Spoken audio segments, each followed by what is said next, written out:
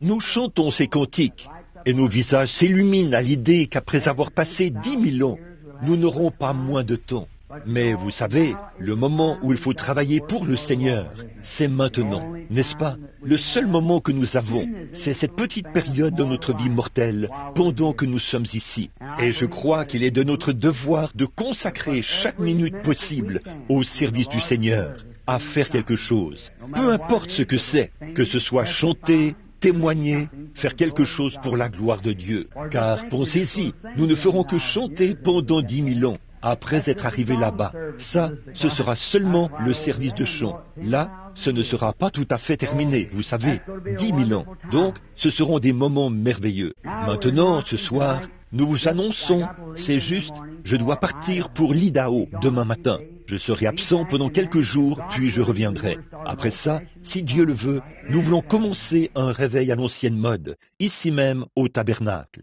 Nous en connaîtrons tous les détails dans quelques semaines, si le Seigneur le veut. Ce sera un bon réveil consacré à l'enseignement. Seulement, nous avons plongé nos mains dans le pot de miel ce matin, et nous avons passé des moments merveilleux et glorieux. Et vous savez, vous tous qui n'étiez pas ici, vous avez certainement manqué un long service. C'est un long service, 2 heures, où j'ai enseigné ici.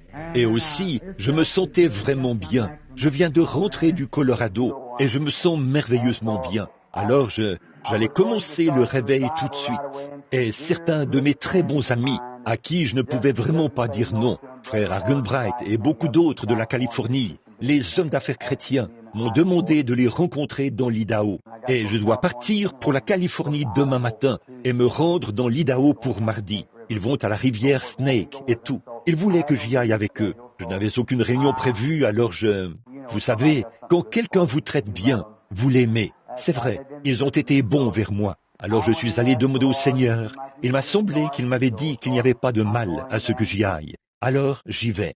Ensuite, je reviendrai, Dieu voulant, et je commencerai le réveil. Et nous passerons de bons moments à l'ancienne mode. Alors, nous voulons que vous ayez ça à l'esprit et que vous priez à ce sujet, afin que Dieu ouvre tout simplement les écluses du ciel et réponde sur nous l'esprit de réveil.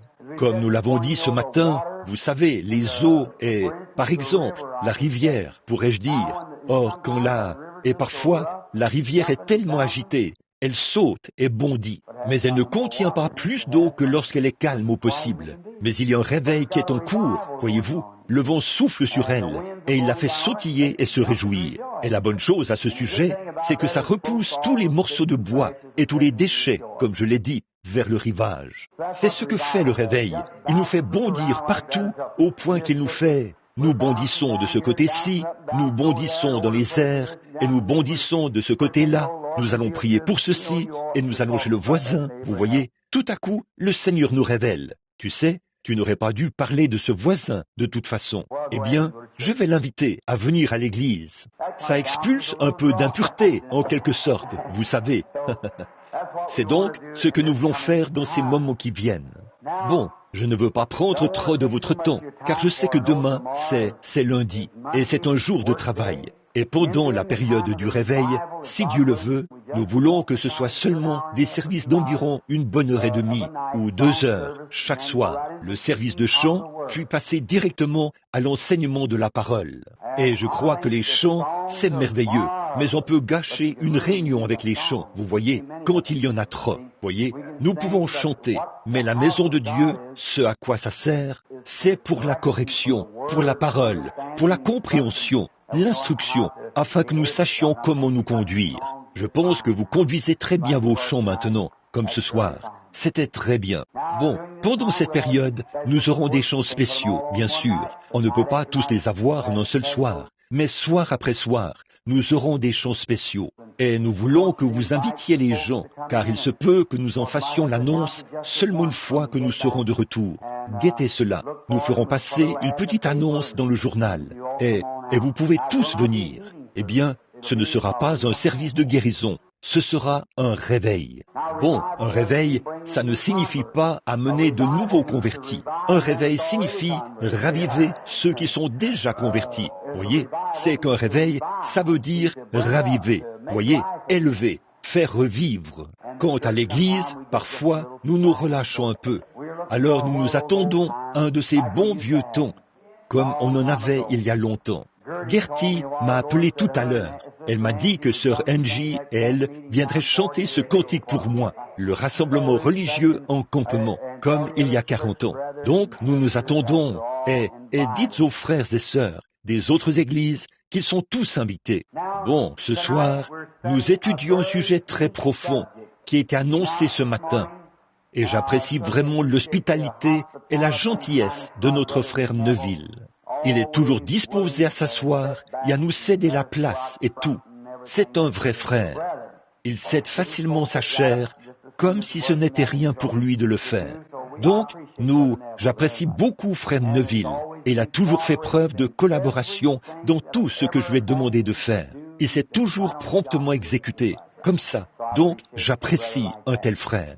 Ce matin, au cours des 4 derniers mois, ou quelque chose comme ça, nous avons étudié le chapitre 9 ou le chapitre 10 de l'Épître aux Hébreux. Nous avons commencé au verset 8 et nous nous sommes rendus jusqu'au verset 25, je pense, ce matin.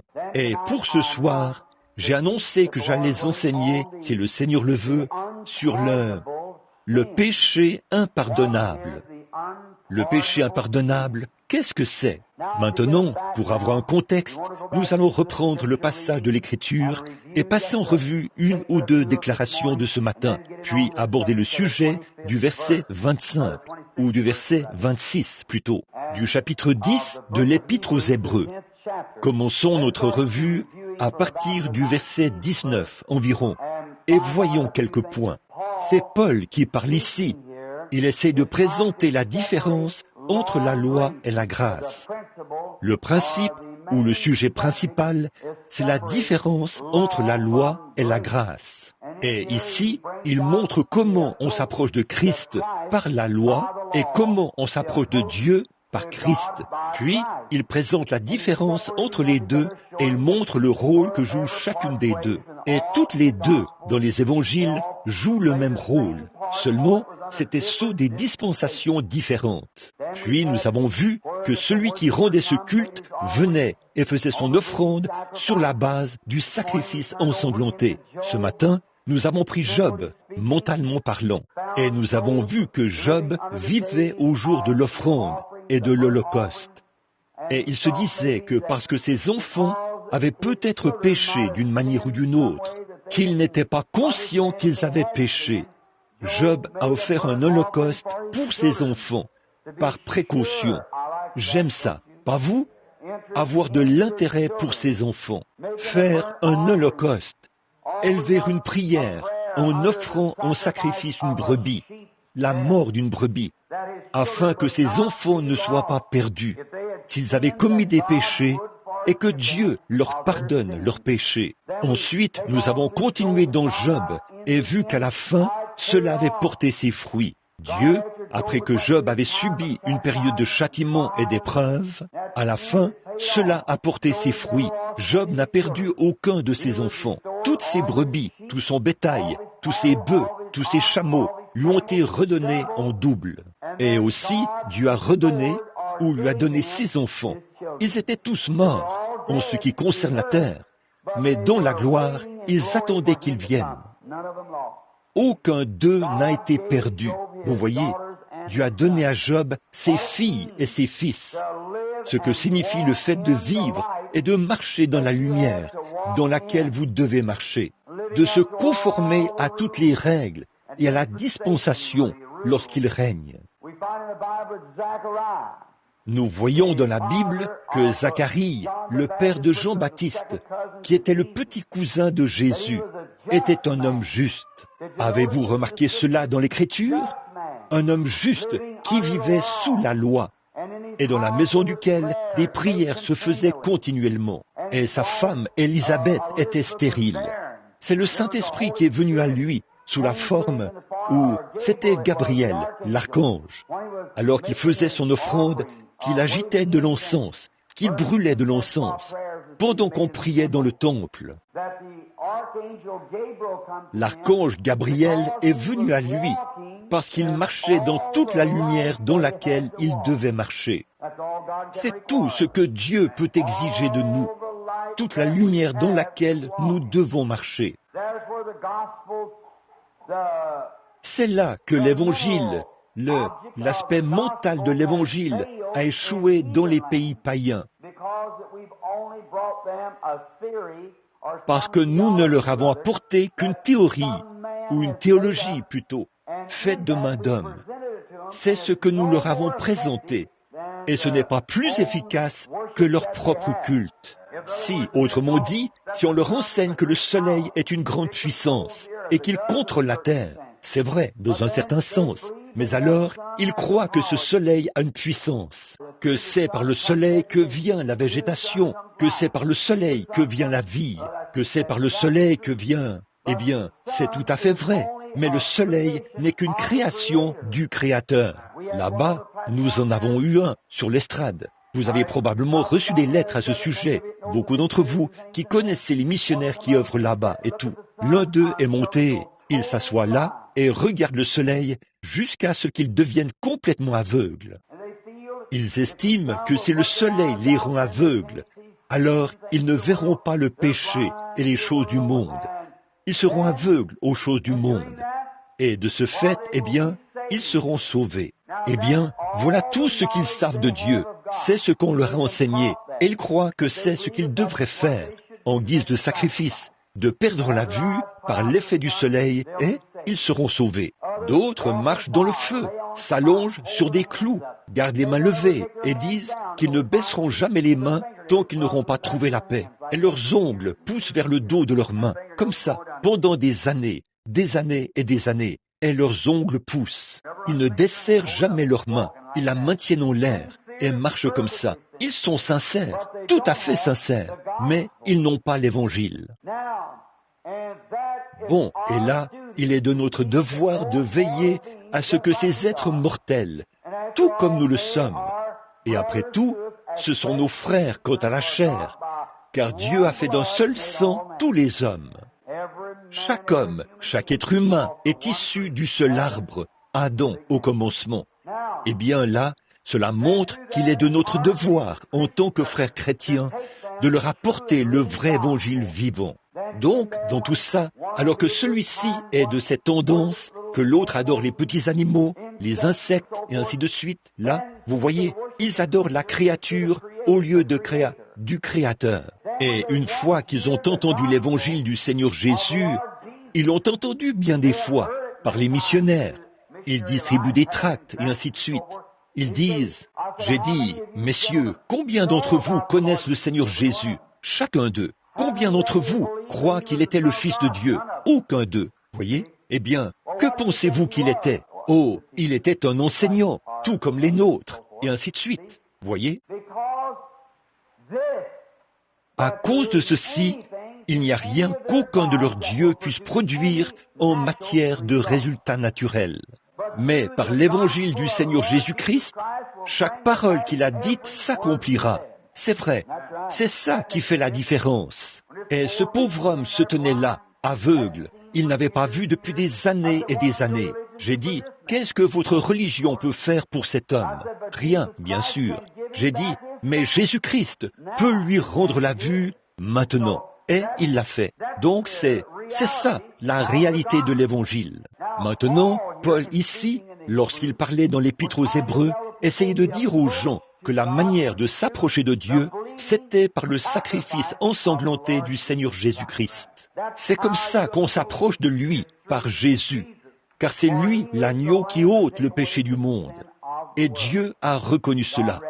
Et maintenant, il dit, dans l'Ancien Testament, quand ils apportaient l'agneau, ils offraient leur offrande, leur sacrifice. Ils tenaient l'agneau par la tête pendant qu'il frissonnait et se mourait. Le sang giclait partout sur ce petit animal, alors que sa veine jugulaire était coupée. Et là, ils prenaient conscience que cet agneau mourait à leur place. Puis, ils repartaient avec la même cruauté de cœur qu'ils avaient à leur arrivée. Le même désir de commettre adultère, le même désir de mentir, le même désir de voler, d'assassiner, et que sais-je encore. Mais une fois qu'un homme pose la main, oh là là, Un homme pose sa main sur la tête de Jésus-Christ et confesse son péché. Il ressent les douleurs et l'agonie du calvaire, ce que le péché, ce qu'il a dû payer pour racheter l'homme du péché. Et le Saint-Esprit, par le sang de Jésus-Christ, vient purifier cet homme. Il repart étant une nouvelle créature, et c'est une fois pour toutes. Il repart étant une personne différente. Lorsqu'il repart de là, toute la question du péché est réglée pour toujours. Car par un seul sacrifice, dit l'Écriture, il a amené à la perfection pour toujours ceux qui sont sanctifiés.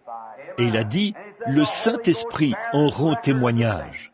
Voyez, ce seul sacrifice pour toujours, il a fait son offrande en donnant sa propre vie. Et il s'est assis à la droite de la majesté divine dans les lieux très hauts. Et nous avons un souverain sacrificateur, assis dans la majesté de Dieu, dans la présence du grand Créateur, qui intercède sur la base de notre confession. Or, il a dit ici, au verset 19, « Ainsi donc, frères, puisque nous avons, au moyen du sang de Jésus, une libre entrée dans le sanctuaire. » Réfléchissez à ça, pas de crainte. C'est bien le plus grand fléau qu'il y a dans l'Église chrétienne aujourd'hui, la peur. Et ce qui fait que les gens ont peur, c'est qu'ils ne sont pas bien enseignés et bien ancrés dans l'Évangile. Il n'y a absolument aucune raison pour laquelle ce petit endroit ne pourrait pas être une ruche de la puissance de Dieu, qui bourdonne de la gloire de Dieu, jaillissant de partout. Ce petit trou entouré de murs ici est presque connu dans le monde entier. Ce petit endroit où vous êtes assis ce soir, non pas à cause de William Branham, mais à cause de Jésus-Christ, le Fils de Dieu, et de l'Évangile pour lequel ils ont combattu. Non, monsieur, je n'ai rien à voir là-dedans, pas du tout. C'est lui qui l'a fait, et qui a fait que cet endroit soit connu dans le monde entier, alors que ce n'était rien d'autre qu'une petite structure de $1 500, ou quelque chose comme ça, qu'on a bâti ici, sans plancher. Mais c'est le Dieu Tout-Puissant qui fait ces choses. Maintenant, nous avons, au moyen du sang de Jésus, une libre entrée dans le sanctuaire, par la route nouvelle et vivante. Non pas par l'ancienne route, par la route nouvelle et vivante. C'était une route qui menait à la mort, un ordre de la loi. Mais maintenant, nous entrons par la grâce, par le Saint-Esprit. Oh, j'espère que vous le voyez. Il n'y a rien que vous puissiez faire. La loi consistait en des œuvres. Ne touche pas, ne manipule pas, ne goûte pas, ne mange pas de viande, observe les sabbats, les nouvelles lunes. Toutes les formes d'adoration, ce que l'homme faisait. Mais dans cette route nouvelle et vivante, il n'y a rien que nous puissions faire. C'est ce que lui, il fait pour nous, par la grâce. Nous l'acceptons tout simplement. Christ ôte le péché. Nous le croyons, nous écoutons l'Évangile. Nous le croyons, nous l'acceptons. Après ça, si nous l'acceptons vraiment du fond du cœur, Dieu nous donne le Saint-Esprit comme témoignage. C'est alors que le Saint-Esprit vous confirme que vos péchés ont disparu et que vous êtes morts au monde. Vous vous relevez en nouveauté de vie, pour marcher dans une nouvelle vie, pour vivre une nouvelle vie, pour vivre dans la puissance et dans la présence de Dieu. Il n'est plus question de se laisser entraîner par toutes sortes de choses, mais de marcher selon l'Esprit en tant que fils et filles de Dieu. Romains 8:1 dit, « Il n'y a donc maintenant aucune condamnation pour ceux qui sont en Jésus-Christ, qui marchent non selon la chair, mais selon l'Esprit. » Maintenant, pour beaucoup d'entre vous ici, les visiteurs qui viennent des autres églises, je ne veux pas que vous pensiez que je fais des histoires aux autres églises et que j'essaie de complimenter cette église-ci. Ce que j'essaie de faire, c'est de faire sortir de cette église les comportements charnels. Et c'est ça l'essentiel. J'ai beaucoup à faire. Mais pour essayer de le faire, gardons le pas de nos propres portes balayées ici. Mais pour ce faire, nous devons utiliser d'autres exemples. Et ça, vous le savez, frères, dans votre église, nous avons tous besoin de passer le balai. Ça, vous le comprenez. Donc, ce qu'il y a, c'est de voir que Dieu ne reconnaît aucune organisation ni aucun groupe de gens. Si vous êtes méthodiste, ce n'est pas parce que vous êtes méthodiste qu'il vous reconnaît. Si vous êtes pentecôtiste, ce n'est pas parce que vous êtes pentecôtiste qu'il vous reconnaît. Il reconnaît uniquement un individu, amen, qui est né, qui a été régénéré par le Saint-Esprit et qui est devenu une nouvelle créature en Jésus-Christ. Il ne reconnaît pas les organisations, Il ne reconnaît pas les grands rassemblements. Dieu ne vient jamais dans de grands rassemblements simplement parce que ce sont de grands rassemblements. Il vient parce que les cœurs sont d'un même accord et qu'ils s'attendent à ce qu'il vienne. Regardez Jésus qui vient dans l'église la plus humble. 2 ou 3 qui sont assemblés en mon nom. Eh bien, j'ai dit ce matin, et je le répète à l'instant, notre petite église ici, en ce qui nous concerne, nous essayons de nous en tenir à la parole de Dieu sans mélange. Il faut que ça vienne d'ici. Les églises, quand les gens organisent leurs églises, ce qu'ils font, c'est qu'ils bloquent les bénédictions de Dieu par leur théologie, de sorte que Dieu ne peut pas se frayer un passage pour bénir son peuple. Ils rendent leur église tellement formaliste, tellement raide et tellement guindée, que le Saint-Esprit ne peut pas venir dans l'église. Et une fois que le diable a vu qu'il avait mis cela en place et que certains allaient quand même se frayer un chemin, il les a laissés ouvrir d'autres canaux qui n'ont aucun lien avec l'Évangile, les faisant ainsi tomber dans le fanatisme. C'est vrai, voyez, ils deviennent soit une bande de fanatiques, soit une bande de guindés. Mais au milieu du chemin, il y a l'Évangile du Seigneur Jésus-Christ. Comme ce que je disais ce matin et que je suis en train d'appuyer maintenant en vue de cette grande question que je m'apprête à poser dans quelques instants. C'est ceci, les hommes prennent les esprits les uns des autres. Prenez garde à ne pas recevoir l'esprit d'un homme au lieu de l'esprit du Seigneur. Allez dans une église, observez la manière dont le pasteur agit et vous verrez la manière dont les gens agissent. Voyez, si le pasteur est vraiment guindé et raide, les gens seront pareils. Si vous allez là où il y a de l'extravagance et du fanatisme, les gens seront pareils. Alors frères, nous devrions être reconnaissants ici, au tabernacle, ce soir, d'avoir un pasteur sensé, saint d'esprit, qui prêche le plein évangile dans sa puissance, avec simplicité et liberté. Oui, monsieur, s'il y a quelque chose que je veux représenter correctement dans ce monde, si je ne représente pas correctement l'humanité, je veux représenter Jésus-Christ dans sa vie. Je veux être un chrétien selon la Bible. Ce que la Bible dit, c'est ce que je veux croire. Peu importe qui est en désaccord ou qui ne l'est pas. Je ne me dispute pas avec eux, mais je veux croire la Bible. Ceci, c'est la parole de Dieu. Je crois que c'est vraiment le plan du salut. La parole de Dieu est le seul rocher qui subsistera au fil des âges. C'est la parole de Dieu. Jésus a dit, les cieux et la terre passeront, mais ma parole ne passera jamais. Donc, je crois que ceci, c'est la vérité. Est-ce que Dieu, je le dis humblement devant ma petite église, comme ceci, je ne pourrais pas le dire dans les grandes réunions, parce que les gens vont rouspéter et tout. Mais en tant que voyant à qui Dieu donne des visions, ça ne fait pas de moi quelqu'un de meilleur que l'ivrogne qui s'est converti il y a 10 minutes quelque part. C'est vrai, il est un chrétien comme moi. Il ira dans le même ciel et jouira des mêmes bénédictions et des mêmes choses que moi, ou que n'importe qui d'autre. Il n'y a personne d'important ni personne de grand dans le royaume de Dieu. Nous sommes tous un. C'est vrai, tout le monde est pareil, frères et sœurs. Que nous soyons jaunes, noirs, blancs, quoi que nous soyons, nous sommes un en Jésus-Christ. Il n'y a pas de docteur en théologie, de docteur en droit, et les tout-petits, les diacres et les concierges, ou quoi que ce soit d'autre. Ils sont tous pareils en Jésus-Christ, une seule personne. Il n'y en a pas un qui soit supérieur à un autre. C'est pourquoi nous sommes frères et sœurs dans le Seigneur Jésus-Christ.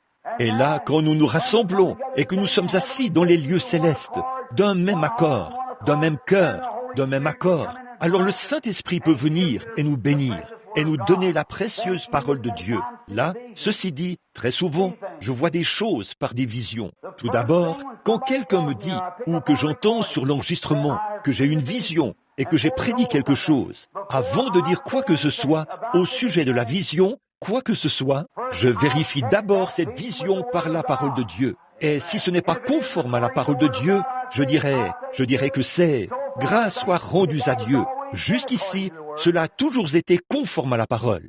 Mais si jamais c'était contraire à la parole de Dieu, je dirais « ne considérez pas cela parce que c'est faux. Voici la vérité, ici même, la parole de Dieu. » Alors quand nous venons à Dieu d'une manière raisonnable et équilibrée, quand nous venons sans aucune méchanceté, sans aucun préjugé, avec un cœur ouvert et disposé à apprendre, Dieu est capable d'enseigner. lorsque nous sommes disposés à apprendre.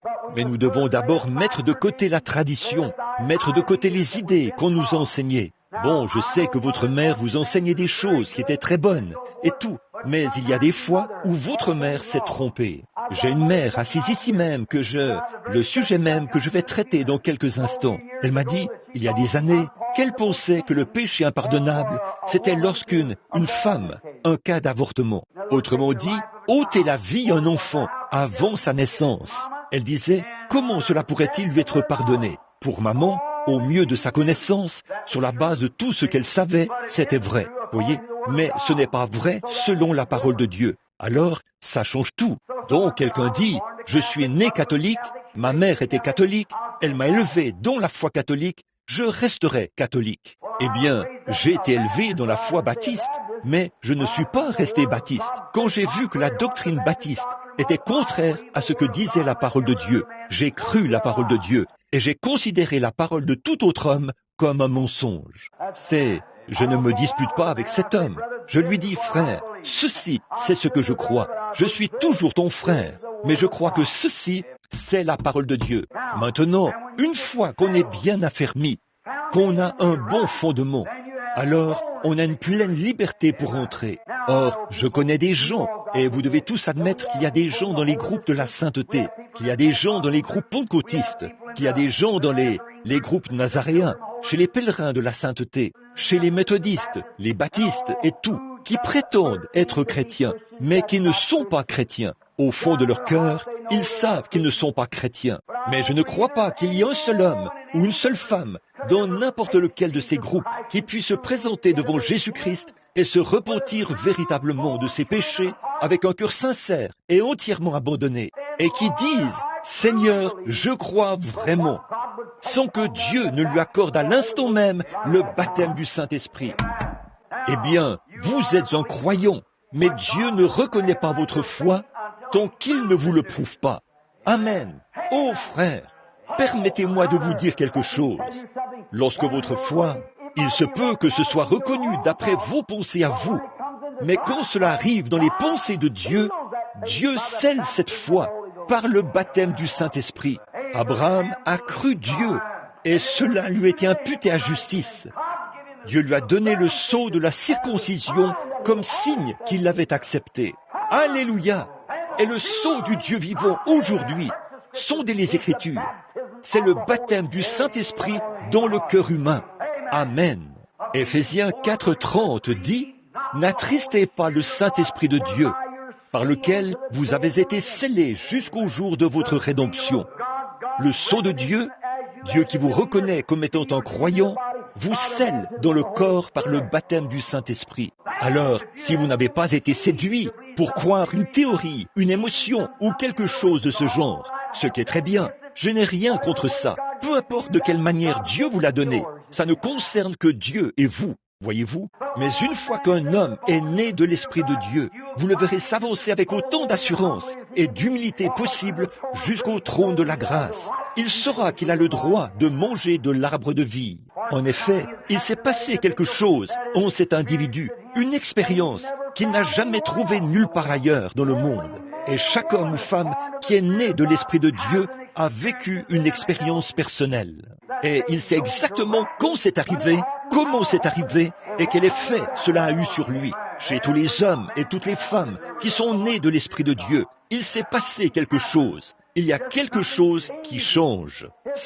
Qu'est-ce que c'est? C'est une conversion. Comme nous l'avons dit ce matin, vous avez là un vieux drap sale au possible, plein d'encre et de tout le reste.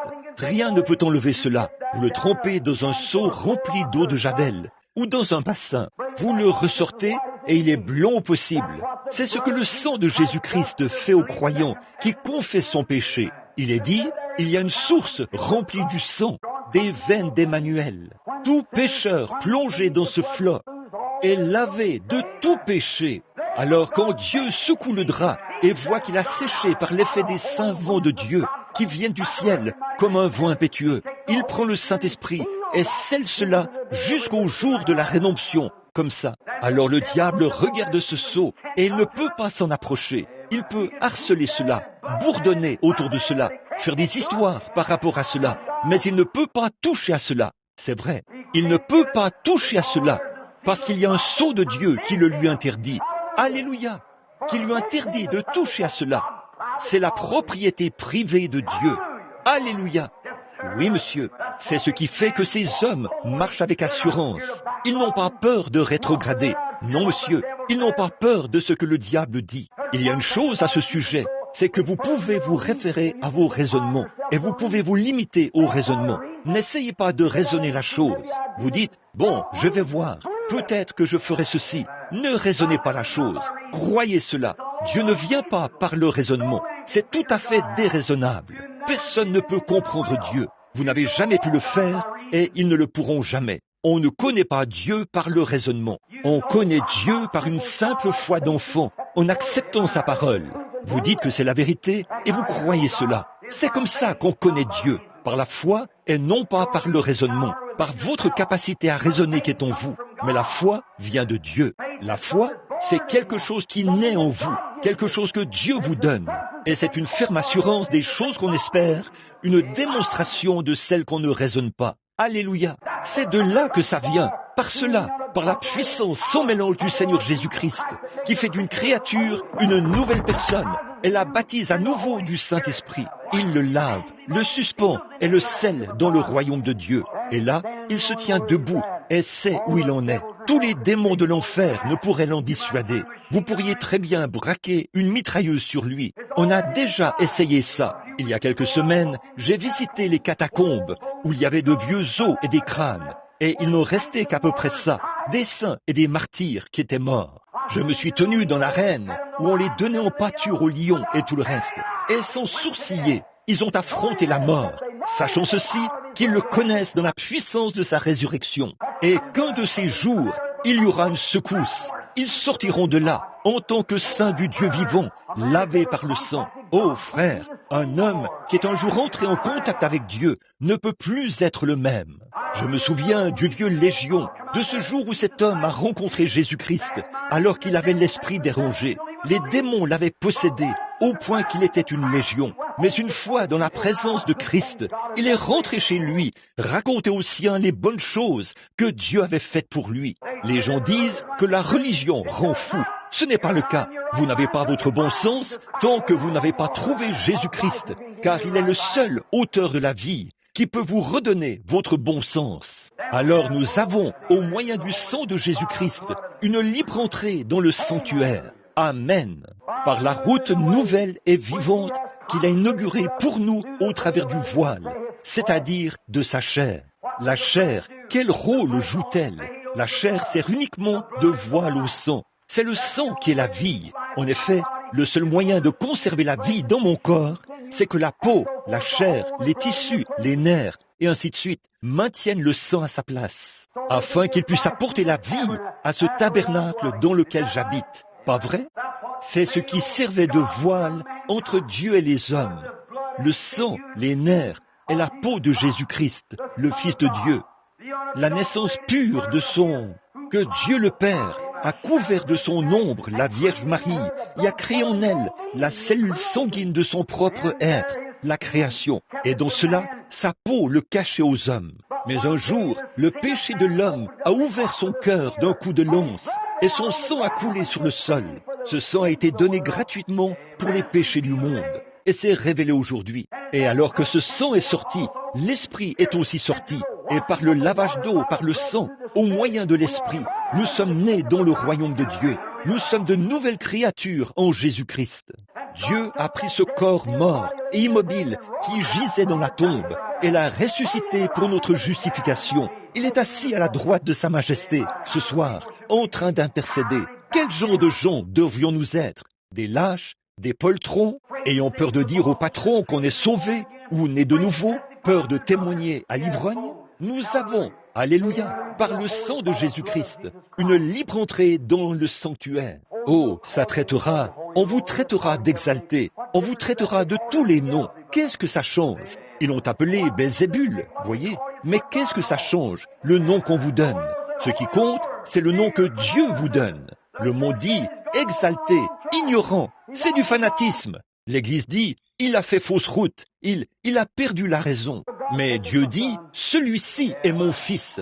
Je préférerais avoir ça plutôt que toute la gloire des hommes. Je ne veux pas que les hommes me passent la main dans le dos. Je veux que Christ me prenne par la main. Amen. Est-ce là votre témoignage? Ça me rappelle le petit David, une fois, quand l'arche s'était retrouvée parmi les Philistins et tout. Il n'y avait plus de réveil en Israël. Un jour, alors que David se tenait là, il a regardé de l'autre côté de la colline. Il a vu l'arche qui arrivait. Il est devenu un exalté. Il s'est mis à danser et à courir partout, de toutes ses forces. Et sa future femme s'est moquée de lui.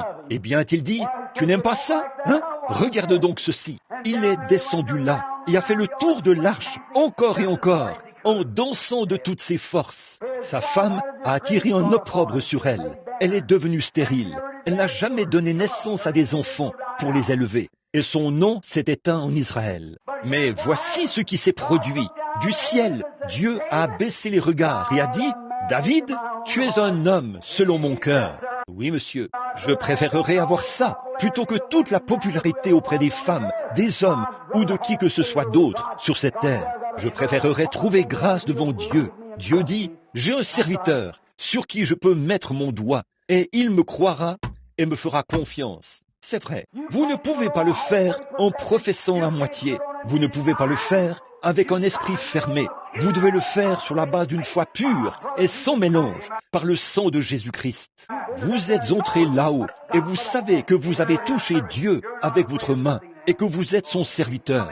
Vous n'avez peur de rien à ce moment-là. Nous sommes entrés par la route nouvelle et vivante, par ce sang, par son voile qui l'a voilé. Un peu plus loin, nous avons, et puisque nous avons un souverain sacrificateur établi sur la maison de Dieu, qui est Christ, écoutez bien, approchons-nous avec un cœur sincère et avec la conscience et la foi, et notre conscience purifiée du mal, et le corps lavé d'une eau pure. Nous avons vu cela ce matin. Maintenant, l'eau, ici, purifiée, signifie débarrasser. Notre conscience débarrassée du problème du péché, du mal et des ténèbres. Et le corps lavé d'une eau pure par le baptême d'eau au nom de Jésus-Christ.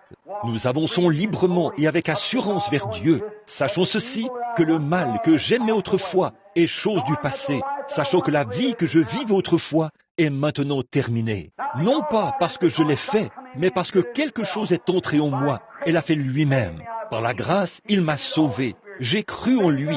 Il m'a donné le Saint-Esprit. Les choses que je détestais autrefois, je les aime maintenant. Le sacrifice. Autrefois, c'était difficile pour moi d'aller à l'église. Maintenant, j'aime y aller. Autrefois, je détestais entendre les gens chanter, pousser les cris et témoigner. J'aime ça maintenant. Quelque chose m'a changé. J'ai donc une route nouvelle et vivante. Quelque chose s'est ancré ici. Je le sais, quand je suis descendu dans l'eau et qu'on m'a baptisé au nom du Seigneur Jésus-Christ. Il a dit, repentez-vous et que chacun de vous soit baptisé au nom de Jésus-Christ pour la rémission de vos péchés. Et vous recevrez le don du Saint-Esprit. On m'a contredit, on m'a fait des histoires, on m'a dénigré, on m'a ridiculisé. Ça ne change absolument rien. Dieu l'a dit et je le crois. Et c'est exactement ça. Je me suis tenu là quand même en continuant d'avancer. On a dit, tu es un Jésus seul, tu es un unitaire, tu es ceci. Peu m'importe ce qu'ils disent. Je crois que la parole de Dieu est la vérité. Et je ne sais pas combien c'est populaire. Et combien vous devenez populaire ici, ça ne change rien. Ce qui compte, c'est combien vous êtes populaire là-haut. On a récemment demandé à l'un de ces grands hommes de prêcher cela. Il a dit, c'est la vérité, mais si je disais cela, mon assemblée se lèverait et sortirait. J'ai dit, je préférerais prêcher la vérité aux quatre murs. De ces pierres, Dieu peut susciter des enfants à Abraham, plutôt que de faire des compromis sur l'évangile. Oui, monsieur, car un jour, ce livre-ci me jugera. C'est vrai, là-haut, les paroles de Dieu seront mon juge au jour du jugement. Je dois prêcher la vérité, peu importe combien elle blesse ou ce qu'elle blesse. Écoutez ceci maintenant. Là, nous continuons. Retenons fermement notre profession de notre espérance. Celui qui a fait la promesse est fidèle. Veillons les uns sur les autres pour nous exciter les uns les autres à la charité et aux bonnes œuvres. Ici, exciter signifie encourager. Encouragez-vous les uns les autres à la charité et aux bonnes œuvres. Si dans l'Église, vous voyez un frère qui a quelque chose contre un autre frère, ne dites pas quelque chose pour attiser cela, mais dites quelque chose qui les réconciliera. Excitons-nous les uns les autres aux bonnes œuvres et à la charité. Voilà ce que nous devons faire. Qu'est-ce que c'est? C'est un homme qui est né de nouveau. Mon frère, si ce soir, ce n'est pas ce sentiment qui vous anime lorsque vous voyez vos frères en train de se disputer et d'échanger des mots cinglants entre eux, si vous ne ressentez pas le besoin de les réconcilier, il est temps que vous alliez à l'autel. C'est vrai, il s'est passé quelque chose dans votre vie. Il y a quelque chose qui vous a séduit. Vous n'avez pas l'expérience que Dieu veut que vous ayez. Car Jésus, lorsqu'il était injurié, il n'a pas rendu les injures. Lorsqu'on a dit du mal de lui, il n'a pas répondu. Et lorsqu'ils l'ont fait du mal, il s'est retourné et leur a fait du bien. Lorsqu'ils l'ont persécuté et l'ont cloué à la croix, il a baissé les regards et a dit « Père, pardonne-leur, car ils ne savent pas ce qu'ils font. » Si ce genre d'esprit n'est pas en vous, le Saint-Esprit n'est pas encore entré en vous, car c'est ce même esprit qui était en Jésus-Christ. La Bible dit que cela soit en vous. Christ est dans son Église. Maintenant, Branham Tabernacle, vous tous qui êtes ici, nous n'avons pas d'organisation, nous n'avons pas de carte d'inscription, ni rien. La seule chose que nous avons ici, c'est la communion fraternelle. Et vous qui avez la communion fraternelle en Jésus-Christ, avec nous ce soir, et qui communiez avec nous chaque soir, chaque fois, nous sommes toujours heureux de vous avoir ici. Nous voulons que vous soyez ici. Vous n'avez pas à vous joindre à nous. Nous, la seule chose que vous avez à faire, c'est de venir adorer avec nous. Et nous nous attendons à ce que chacun de vous garde le vrai mystère de Dieu dans son cœur sans défaillir. Venez adorer, avancez-vous à l'autel et tout. Aimez-vous les uns les autres. Soyez en harmonie les uns avec les autres. Et si vous voyez un frère s'écarter du chemin, allez vers lui et réconciliez-vous avec lui si vous le pouvez. C'est vrai, c'est ce que nous devons faire. Et mes amis, si jamais que faites-vous donc si vous ne faites pas ça? Vous devenez simplement une créature misérable et non un chrétien. C'est vrai. Et tout ce que vous faites, c'est en vain. Jésus n'a-t-il pas dit, c'est en vain que vous m'honorez en enseignant comme doctrine des commandements d'hommes? Vous dites, eh bien, j'ai adhéré à l'Église, j'ai mis mon nom dans le registre, j'ai fait ces choses. Ça n'a absolument rien à y voir. Si un homme ne naît d'eau et d'esprit, il n'entrera point dans le royaume. Remarquez, j'en arrive maintenant au dernier verset, juste avant de terminer, ou avant d'aborder mon sujet principal. Ensuite, je ne vous retiendrai pas trop longtemps. N'abandonnez pas votre assemblée. Venir à l'église. Et cela d'autant plus que vous voyez s'approcher le jour. Les gens renoncent à aller à l'église. Les églises commencent à se vider maintenant. La guerre est terminée. Tout le monde mange à sa faim, a des vêtements de rechange. On a ses bons travail et bien installé.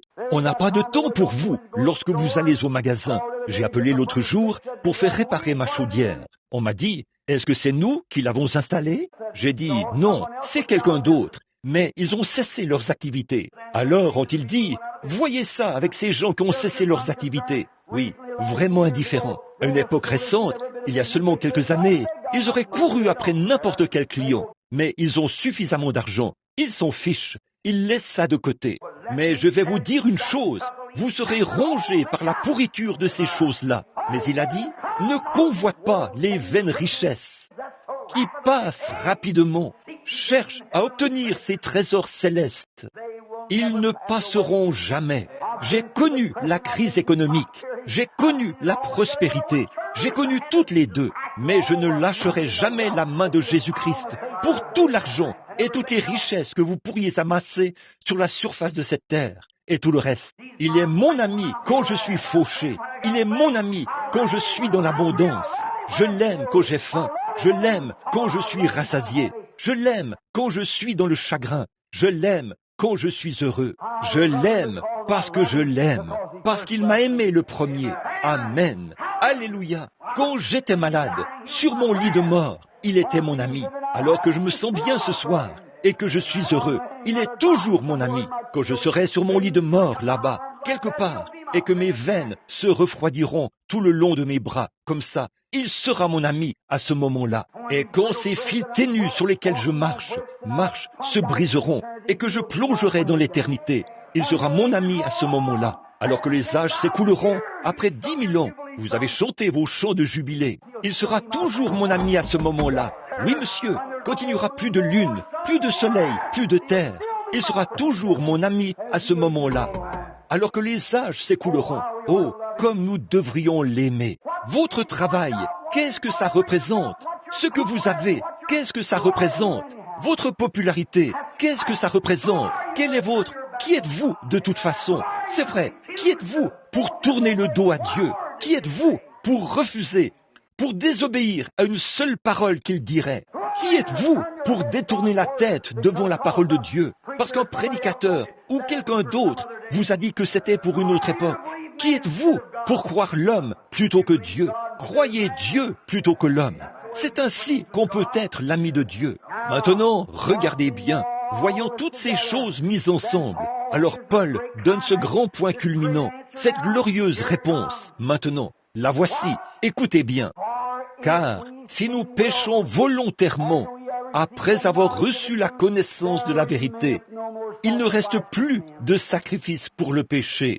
Car si nous péchons volontairement, après avoir reçu la connaissance de la vérité, il ne reste plus de sacrifice pour le péché. Résumons cela pendant un instant, alors que nous terminons. Je vais vous faire part de ceci, et voilà précisément ce que je vais utiliser comme base pour mon prochain réveil. Précisément ce passage de l'Écriture. Si nous péchons volontairement, après avoir reçu la connaissance de vérité, il ne reste plus de sacrifice pour le péché. Écoutez. Mais une attente terrible du jugement et de l'ardeur du feu qui dévorera le rebelle. Celui qui a violé la loi de Moïse meurt sans miséricorde, sur la déposition de 2 ou de 3 témoins. De quel pire châtiment, oui, celui qui aura tenu pour profane et piétiné le sang de Jésus-Christ, l'alliance par laquelle vous avez été sanctifiés, et qui aura outragé les œuvres de la grâce. Combien pire sera le châtiment quand sous l'agneau mourant, un homme qui avait violé ou rejeté la loi de Moïse devait mourir sans miséricorde parce que l'agneau était mort à sa place. À combien plus forte raison est rejeté l'homme qui outrage le sang de Jésus-Christ? Maintenant, la première chose que nous voulons savoir, le péché impardonnable, qu'est-ce que c'est? Certains disent, c'est se suicider. Certains disent, c'est lorsqu'une mère se débarrasse de son enfant, un avortement. D'autres disent ceci. D'autres ont dit, si vous avez eu le Saint-Esprit et que vous avez rétrogradé devant le Saint-Esprit, c'est ça le péché impardonnable. Ça ne l'est pas. Non, monsieur. Examinons cela intelligemment. Examinons cela par la parole de Dieu. Bon, dans le livre de Matthieu, au chapitre 12, Jésus avait chassé d'un homme un esprit muet et aveugle, ou un esprit sourd et muet, je crois. Après qu'il l'a chassé, ce sourd-muet a parlé. Les gens se sont retournés et l'ont regardé. Ils ont dit, eh bien, c'est par Belzébul, le chef des démons, qu'il chasse les démons. Et Jésus s'est retourné et leur a demandé, comment pouvaient-ils croire avec un cœur rempli d'iniquité et cette façon d'être? Pourquoi les a-t-il condamnés? Pourquoi? À cause de ceci, la parole de Dieu elle-même les condamnait. Car Jésus, Pierre n'a-t-il pas dit le jour de la Pentecôte, dans Acte 2, vers le verset 24, les versets 23 et 24, il a dit, « Homme israélite, Jésus de Nazareth, cet homme à qui Dieu a rendu témoignage devant vous, Dieu a rendu témoignage de lui par les signes, les prodiges et les miracles qu'il a opérés devant vous, et dont vous êtes vous-même témoins. » Ici, la première chose à laquelle nous devons penser maintenant, lorsque Jésus a dit à ces pharisiens là, au chapitre 12, il a dit, « Si un homme parle contre le Fils de l'homme, il lui sera pardonné. Mais quiconque parle contre le Saint-Esprit, il ne lui sera jamais pardonné, dans ce siècle ni le siècle à venir. » Que signifie dire du mal d'eux? Parler contre le Saint-Esprit. Parler contre.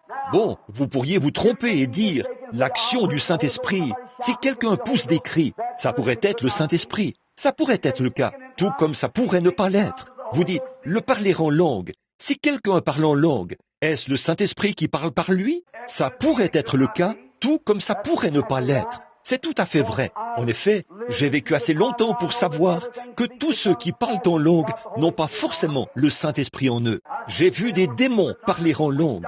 J'ai vu des sorciers guérisseurs parler en langue. Je les ai vus boire du sang dans un crâne humain et parler en langue. J'ai vu des crayons qui avaient été posés sur la table, écrire en langues inconnues, et des sorciers lire cette écriture. Cela ne signifie pas qu'ils sont chrétiens. J'ai vu des gens pousser des cris et sauter en l'air et louer le Seigneur, puis aller voler, mentir, tricher et tout le reste. Je sais que ça ne vient pas de Dieu, mais je vous le dis, frère, là où il y a l'amour divin, l'amour parfait de Dieu dans le cœur, scellé, le même hier et aujourd'hui, qui continue d'agir, on peut commencer à considérer cela. Jésus a dit, « À ceci, tous connaîtront que vous êtes mes disciples, quand vous avez de l'amour les uns pour les autres. Les langues cesseront, la connaissance disparaîtra, la foi défaillira, et toutes ces choses-ci. Mais quand ce qui est parfait sera venu, c'est-à-dire l'amour, cela ne passera jamais. » C'est vrai, l'amour de Christ. Je ne peux pas juger d'après les choses que vous faites. Le seul juge qui soit, c'est le Dieu Tout-Puissant. Mais Jésus a dit, c'est à leurs fruits que vous les reconnaîtrez. Bon, nous savons une chose. Maintenant, regardez bien. Voici ce qui couronne tous les versets de la Bible. Nous allons prendre cela dans quelques instants et vous montrer que chaque passage où cela a été mentionné, l'impardonnable, le péché impardonnable. Puis Paul vient ici pour couronner le tout, il dit, si nous péchons volontairement, après avoir reçu la connaissance de la vérité, il ne reste plus de sacrifice pour le péché. Alors, c'est forcément ça, le péché impardonnable, de pécher volontairement. Pas vrai? Celui qui pêche volontairement. Maintenant, le péché, qu'est-ce que c'est? Ensuite, ce qu'il faut savoir, c'est ce qu'est le péché. Le péché, c'est de désobéir. Le péché, c'est de rejeter. Maintenant, regardez bien. Le premier péché, j'avais un endroit ici que je voulais vous montrer. Le premier endroit dans cette Scofield, ici, ce qu'il a écrit ici, en note de bas de page. Je crois que ça se trouve dans Romains, chapitre 3. Il a dit ici, en s'appuyant sur Webster, pour en donner l'interprétation, bien sûr, dans ses notes de bas de page. Il a dit, le péché, c'est de rejeter la volonté de Dieu révélée. Le péché, dans sa forme initiale, c'est de rejeter la parole de Dieu révélée, ce que Dieu ou la volonté de Dieu. Lorsque Dieu révèle quelque chose comme étant sa volonté, de rejeter cela, c'est blasphémer ou rejeter Dieu. Quel a été le premier péché? Examinons cela. Retournez là dans Genèse 3. Vous pourrez le lire quand vous rentrerez chez vous, si vous le voulez. Dans Genèse 3, quand Dieu a créé le jardin d'Éden, il a mis Adam et Ève et leur a dit des choses qui étaient sa parole, qu'ils pouvaient faire et des choses qu'ils ne pouvaient pas faire. Maintenant, regardez bien. Lorsque Satan est venu vers Ève, il a dit, Dieu a dit, vous n'en mangerez point, mais certainement que vous ne mourrez point. Vous voyez cela? Alors Ève a volontairement, vous saisissez? Ève a volontairement fait quelque chose qu'elle savait que Dieu avait dit de ne pas faire. Pas vrai? Maintenant, regardez bien ça. Quand Ève a volontairement, c'est là le tout premier péché qui a été commis. Pas vrai? Ève, connaissant la volonté de Dieu, a volontairement refusé de s'y conformer. Pas vrai? Ça, c'est le premier péché. Alors, le péché, qu'est-ce que c'est? Dans Jean chapitre 3, verset 18, Jésus-Christ lui-même a dit ceci, que celui qui ne croit pas est déjà jugé. Pas vrai? Alors le péché, c'est en fait l'incrédulité. Satan, dans sa séduction, a dit à Ève que Dieu a dit cela, mais ce n'est pas ce qu'il voulait dire. Vous voyez comment il a badigeonné la parole en blanc? Eh bien là, il a dit, voyons, Dieu l'a dit, mais ce n'est pas ce qu'il voulait dire. Autrement dit, vous serez, nos yeux s'ouvriront, vous connaîtrez des choses, vous aurez beaucoup plus de connaissances. Et maintenant, Satan raconte ce même mensonge pourri aux prédicateurs et aux membres d'Église aujourd'hui. Ils disent, la parole de Dieu dit ceci, cela, mais ce n'est pas ce que cela veut dire. La parole de Dieu veut dire exactement ce qu'elle dit. C'est vrai.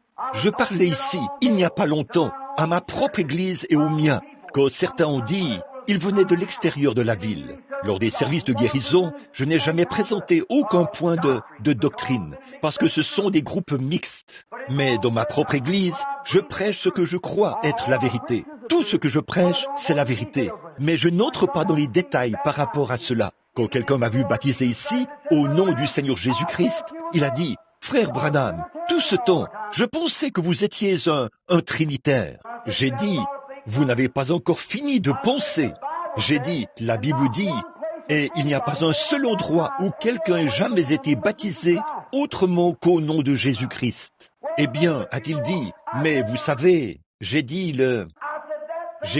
c'est juste là, sous vos yeux, un frère adventiste du 7e jour, dont le frère est assis ici en ce moment, est venu ici chez moi une fois pour me défier à ce même sujet. Mon frère lui a dit, il a dit, « Bon, regardez, frère, vous écoutez quelque chose qui n'est pas juste. » Et il a dit, « Qui est Bill Branham pour me dire quoi que ce soit ?» Eh bien, a-t-il dit, « Venez écouter la parole de Dieu. » Alors ce jeune homme est venu et nous avons sorti la Bible. J'ai dit, « Maintenant, frère, écoutez, allez-vous mettre votre manuel de côté et nous prendrons la Bible ?» Oui, la Bible.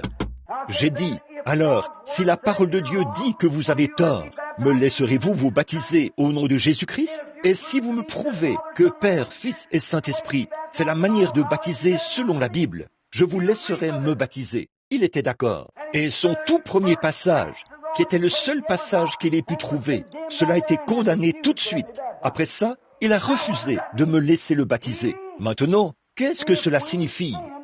Si nous péchons ou que nous sommes volontairement incrédules, après avoir reçu la connaissance de la vérité, il ne reste plus de sacrifice pour le péché. Voilà votre péché impardonnable. Si vous connaissez la vérité de l'Évangile, que cela vous a été présenté, que Dieu vous l'a révélé, et que vous savez que c'est la vérité, mais simplement pour satisfaire une assemblée ou un prédicateur insignifiant, ou pour être populaire, vous voulez vous accrocher aux choses auxquelles vous voulez vous accrocher, plutôt que de prendre la parole de Dieu. Paul a dit, celui qui pêche ou qui est volontairement incrédule, après avoir reçu la connaissance de la vérité, il ne reste plus de sacrifice pour le péché.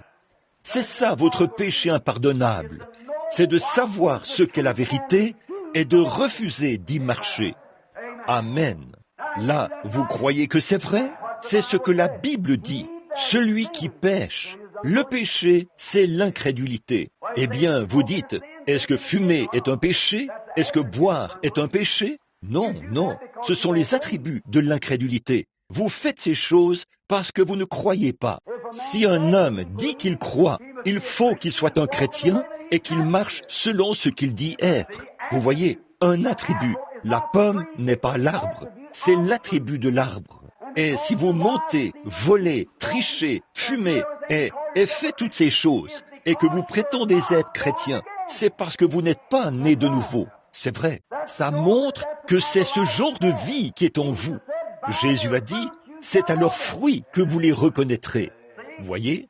Et si vous faites ces choses, la Bible dit, si vous aimez le monde ou les choses du monde, l'amour de Dieu n'est même pas en vous. Vous êtes simplement religieux et vous n'avez jamais été sauvés. La religion est une couverture, mais le salut, c'est la liberté. Alléluia!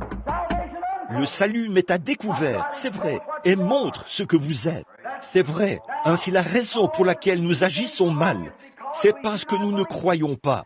Mais si vous croyez de tout votre cœur que Jésus-Christ est le Fils de Dieu, Dieu est tenu, si votre témoignage est vrai, de vous donner le baptême du Saint-Esprit, de vous sceller dans le royaume jusqu'au jour de votre rédemption. C'est vrai. Et si vous dites, eh bien, j'ai le Saint-Esprit, gloire à Dieu, je sais que je l'ai, je suis tombé sous l'effet de l'Esprit. Oh, ce n'est pas du tout le signe que vous avez le Saint-Esprit, pas du tout. Mes amis, j'ai vu toutes sortes de choses tomber sous l'effet des esprits. C'est vrai, ça ne veut pas dire que vous avez le Saint-Esprit, mais quand vous avez l'amour de Jésus-Christ dans votre cœur, quand Dieu fait de vous un chrétien, quand il vous scelle dans son royaume, il se peut que vous tombiez aussi sous l'effet de l'Esprit. Il se peut que vous fassiez ceci, cela ou autre chose. Peu importe ce que c'est, mais votre vie va cadrer avec votre témoignage. Votre vie témoigne tellement fort que peu importe ce que vous dites, les gens ne vous croient pas. Si vous ne vivez pas cela, ils ne vous croiront pas. Vous-même, vous ne le croyez pas, et les gens ne le croient pas. Alors, vous ne faites que vous rendre malheureux. Pourquoi ne venez-vous pas avec un cœur sincère dire « Oh Dieu, je confesse mes torts, je crois en Jésus-Christ de tout mon cœur. Maintenant, oh Dieu, donne-moi le Saint-Esprit. » Il le fera. C'est vrai, il le fera. Alors, cela produira son fruit, parce que vous croyez. Maintenant, vous dites, eh bien, j'ai arrêté de fumer, j'ai arrêté de boire, j'ai arrêté de faire ceci, cela et autre chose. Frère, n'importe quel pécheur peut faire cela. Certainement, il le peut. Ça ne veut pas dire, en temps de guerre, vous voyez un homme, et disons qu'il porte l'uniforme américain. Eh bien, frère Robertson, frère Funk, beaucoup d'entre vous, des soldats ici, vous ne pouviez pas faire confiance à un homme juste parce qu'il portait l'uniforme américain. Il pourrait être un espion, il pourrait être un Allemand, il pourrait être un ennemi. Le fait qu'il porte l'uniforme américain ne fait pas de lui un Américain. Non, monsieur. Alléluia. Vous pourriez faire partie de toutes les églises du pays et tourner la page chaque nouvel an. Cela ne fait pas de vous un chrétien. Frère, quand vous avez une pièce d'identité avec vos empreintes digitales, alors vous êtes américain.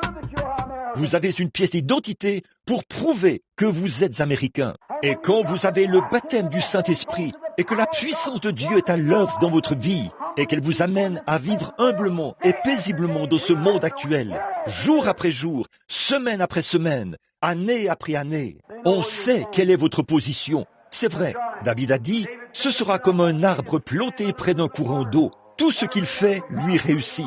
Il ne flétrira pas lors de la sécheresse, parce qu'il est planté près d'un courant d'eau. Oui, monsieur. Son fruit ne se flétrira point. Ses feuilles ne se flétriront point. Il donnera son fruit en sa saison. Or, il n'en est pas ainsi du méchant. Ils sont comme la paille, qui sèche et que le vent dissipe. C'est vrai, d'un réveil à l'autre, il faut qu'il soit ravivé et ravivé. Mais une fois qu'un homme est ancré en Christ, il sait où il en est. C'est vrai. Donc, si nous avons péché, P-E-C-H-E, péché, eh bien le péché, qu'est-ce que c'est? Le péché, c'est l'incrédulité. Combien savent cela? Prenez votre dictionnaire Webster, quel que soit l'endroit où vous voulez vérifier cela. Ici dans la Bible, le premier péché, c'était l'incrédulité. Pas vrai? Celui qui ne croit pas est déjà jugé. Partout dans l'Écriture, d'un bout à l'autre, c'est l'incrédulité, l'incrédulité. Si je dis qu'il fait nuit dehors, il fait noir, à quel point est-ce noir? Quelle partie exactement est la nuit? Le tout est la nuit, pas vrai? Il fait nuit parce qu'il fait noir, pas vrai? Dans quelle partie de cette pièce se trouve la lumière? Est-ce dans cette partie-ci que se trouve la lumière? Eh bien, la lumière se trouve dans toute la pièce. C'est de la lumière, parce que c'est de la lumière. Et si vous êtes un croyant, vous êtes un chrétien. Si vous n'êtes pas un croyant, vous n'êtes pas un chrétien. C'est tout, car vous n'êtes pas sauvé par de bonnes œuvres. Vous n'êtes pas sauvé parce que vous poussez des cris. Vous n'êtes pas sauvé parce que vous dansez par l'esprit. Vous n'êtes pas sauvé parce que vous parlez en langue. Vous n'êtes pas sauvé parce que vous observez le sabbat. Vous n'êtes pas sauvé parce que vous mangez de la viande. Vous n'êtes pas sauvé parce que vous adhérez à l'église. Vous n'êtes pas sauvé par le baptême d'eau. Vous êtes sauvé par la foi. C'est par la grâce que vous êtes sauvé. C'est vrai. Et lorsque vous êtes vraiment sauvé, ces autres choses viennent automatiquement. Vous parlez en langue. Vous pouvez pousser des cris. Vous pouvez louer Dieu. L'esprit des prophètes est soumis aux prophètes. Quand le pasteur voit quelque chose qui cloche, il dit « Regarde ma sœur ou mon frère, ça c'est mal. » Vous vous soumettez. C'est vrai, vous vous soumettez. L'esprit des prophètes est soumis aux prophètes. Soumettez-vous simplement et dites « Oh Dieu, pardonne-moi. Je ne voulais pas faire du désordre. Je suis prêt à... Oh, si l'Église continue à avancer, alors vous verriez une Église qui agit pour la gloire de Dieu. L'esprit des prophètes est soumis aux prophètes. Tout est en ordre. L'Église est en ordre. Mais si vous levez la tête avec prétention et dites « Je ne crois pas, je vous le dis tout de suite, je ne crois pas », cela montre tout de suite qu'il y a quelque chose qui cloche chez vous. C'est mal. Il y a quelque chose qui cloche. Vous ne pouvez pas supporter la correction. Vous savez ce que je veux dire. L'Écriture dit, prenez garde à cela aussi. C'est vrai, si vous ne pouvez pas supporter la correction, que vous ne pouvez pas demeurer dans l'ordre, que vous ne pouvez pas demeurer dans les choses de Dieu, alors vous vous retirez. Paul a dit, ils sont sortis du milieu de nous parce qu'ils n'étaient pas des nôtres. C'est vrai. Et il a dit, tous ces enseignements, et il a dit, quand je viens parmi vous, il y a ceci, il y a cela, et il y a autre chose. Il a dit, eh bien j'ai appris qu'il y a même des disputes, et qu'un homme va avec sa propre mère, et qu'un autre s'enivre à la table du Seigneur. Il a dit, j'apprends toutes ces choses, cela ne devrait pas se faire. Et quand ils sont partis, il a dit, eh bien, ils sont sortis, parce qu'ils n'étaient pas des nôtres. C'est vrai, il a dit, vous mangez aux tables du diable, puis vous mangez à la table du Seigneur, et vous essayez de prétendre être chrétiens. Il les a taillés, il les a mis en pièces, il les aimait, mais il leur a dit la vérité. Et quand cette génération-là se lèvera, et que Paul se tiendra devant eux, Paul pourra dire, je suis pur du sang de vous tous, je vous ai dit toute la vérité de Dieu, sans en rien cacher. Je n'aurai pas à répondre de l'époque de Paul. Mais quand cette génération-ci se lèvera, je devrai me tenir là en tant que témoin. Donc, si je sais que quelque chose est la vérité, et que je refuse de la dire, et que je fais des compromis à cause de la popularité, je serai rejeté en tant qu'hypocrite. Mais il se peut très bien que je sois rejeté en tant qu'imposteur, que je sois rejeté en tant que fanatique, et qu'on me traite de tous les noms ici dans le monde. Mais ce jour-là, Dieu dira, tu as gardé ma parole. Je te garderai au jour de la tribulation. C'est vrai, c'est ce qu'il faut faire. Si la Bible n'enseignait pas le baptême du Saint-Esprit et que cela avait pris fin il y a très longtemps, j'enseignerais la même chose. La Bible enseigne Jésus-Christ, le même hier, aujourd'hui et éternellement. Si elle disait que les miracles ont pris fin avec les apôtres, je croirais cela. Mais Dieu a dit, voici les miracles qui les accompagneront jusqu'à la fin du monde. Je crois cela. S'ils disent que les gens ne pouvaient parler en langue que pendant l'âge apostolique, et que la Bible dit que c'est le seul âge où l'on pouvait parler en langue, je croirais cela. Mais il a dit, ces miracles, y compris le parler en langue, auront cours jusqu'à la fin du monde. Si le baptême d'eau au nom de Jésus devait cesser avec les apôtres et prendre la forme de Père, Fils et Saint-Esprit de l'Église catholique, si nous devions cesser cela à cette époque-là, pour commencer avec ceci, je ferai la même chose. Mais il est enseigné que ça demeure le même. Cet évangile devra être prêché dans le monde entier pour servir de témoignage. Et alors viendra la fin. Si l'aspersion était dans la Bible, je ferai l'aspersion. C'est vrai, peu importe ce que c'est. Si le lavement des pieds n'était pas dans la Bible, je ne prêcherai pas cela. Mais la Bible dit, vous êtes heureux si vous savez ces choses et que vous les pratiquez. Et j'ai dit la vérité. Si le souper du Seigneur était spirituel et qu'on ne devait pas le prendre littéralement, je le dirais. Mais Jésus a dit, heureux, il a dit, faites ceci, prenez ces éléments qui viennent de lui, son corps, jusqu'à ce qu'il revienne. Je m'en suis tenu à cela. S'il avait dit que la guérison divine avait pris fin à cette époque-là, je croirais cela. Mais Jésus a dit, ils imposeront les mains aux malades, et les malades seront guéris jusqu'à la fin du monde. Je crois cela. C'est vrai. Je crois que les miracles accompagnent les croyants. Je me tiens là et je vois beaucoup de fanatisme qui s'élève. Les gens agissent comme ça. Ils se moquent et ridiculisent comme ça. Pas qu'ils ridiculisent, mais ils vont là-dehors et jettent l'opprobre. Vraiment un opprobre. Ils se tiennent là dans l'église et parlent en langue, puis vont là-dehors faire la moue et faire des histoires. Ils s'en vont et ils reviennent au prochain réveil. Ce n'est pas Dieu, ça. C'est vrai. Non, monsieur. C'est à vos fruits qu'on vous reconnaît. Peu m'importe. Là, on peut leur présenter la vérité et dire, la voici, c'est ainsi dit le Seigneur. Et un homme regarde cela. Il en a peur. Il s'en va et dit, oh, je n'y crois pas, de toute façon. Frère, vous avez péché contre le Saint-Esprit. Vous avez fait quelque chose qui ne vous sera jamais pardonné, tant que vous ne serez pas venu rectifier cette chose. Si je me rends jusqu'à la rivière Oyo et qu'il y a un pont, et on me dit que c'est par ce pont qu'il faut traverser, moi je dis, eh bien, je vais prendre mon automobile et utiliser un autre moyen. Le pont est bien là. On l'a bâti à cet endroit-là. Il y a un droit de passage à payer. Il me faut emprunter ce pont. Si je veux passer de Jeffersonville au Kentucky, il me faut emprunter ce pont. Pas vrai? Oh, je dis, je ne vais pas le faire. Je vais aller m'acheter un bateau et traverser en bateau. Ou je vais engager quelqu'un. Écoutez, ce pont fait l'objet d'une concession. Quand vous arriverez sur l'autre rive, les autorités vous rencontreront là-bas et vous arrêteront pour l'avoir fait. C'est tout à fait vrai. Ce n'est pas étonnant que Jésus ait dit, un homme est entré sans l'habit de noces. Il a dit, mon ami, qu'est-ce que tu fais ici? Qui t'a fait entrer ici? Et cet homme était désemparé. Pourquoi n'en avait-il pas? Dans la parabole, là, l'époux, aujourd'hui en Orient, c'est l'époux qui prépare le souper des noces. Et quand il le fait, c'est à lui de fournir l'habit de noces. Jésus-Christ a préparé le souper des noces qui aura lieu à la fin de la vie. Et c'est à lui de pourvoir à la préparation des habits de noces. Et à la porte, le portier, pour ainsi dire, où l'un de ses amis intimes se tenait là. Et chaque homme qui se présentait là, avec un billet, recevait le même genre d'habit de noces. On l'en revêtait. S'il était venu en haillon ou en habit somptueux, il revêtait quand même l'habit de noces, parce qu'il aura la même apparence que tous les autres. C'est tout à fait vrai. Et frères, quand nous arriverons au souper des noces, il nous faudra revêtir le même habit de noces que saint Paul avait à son époque. Il nous faudra avoir le même baptême du Saint-Esprit.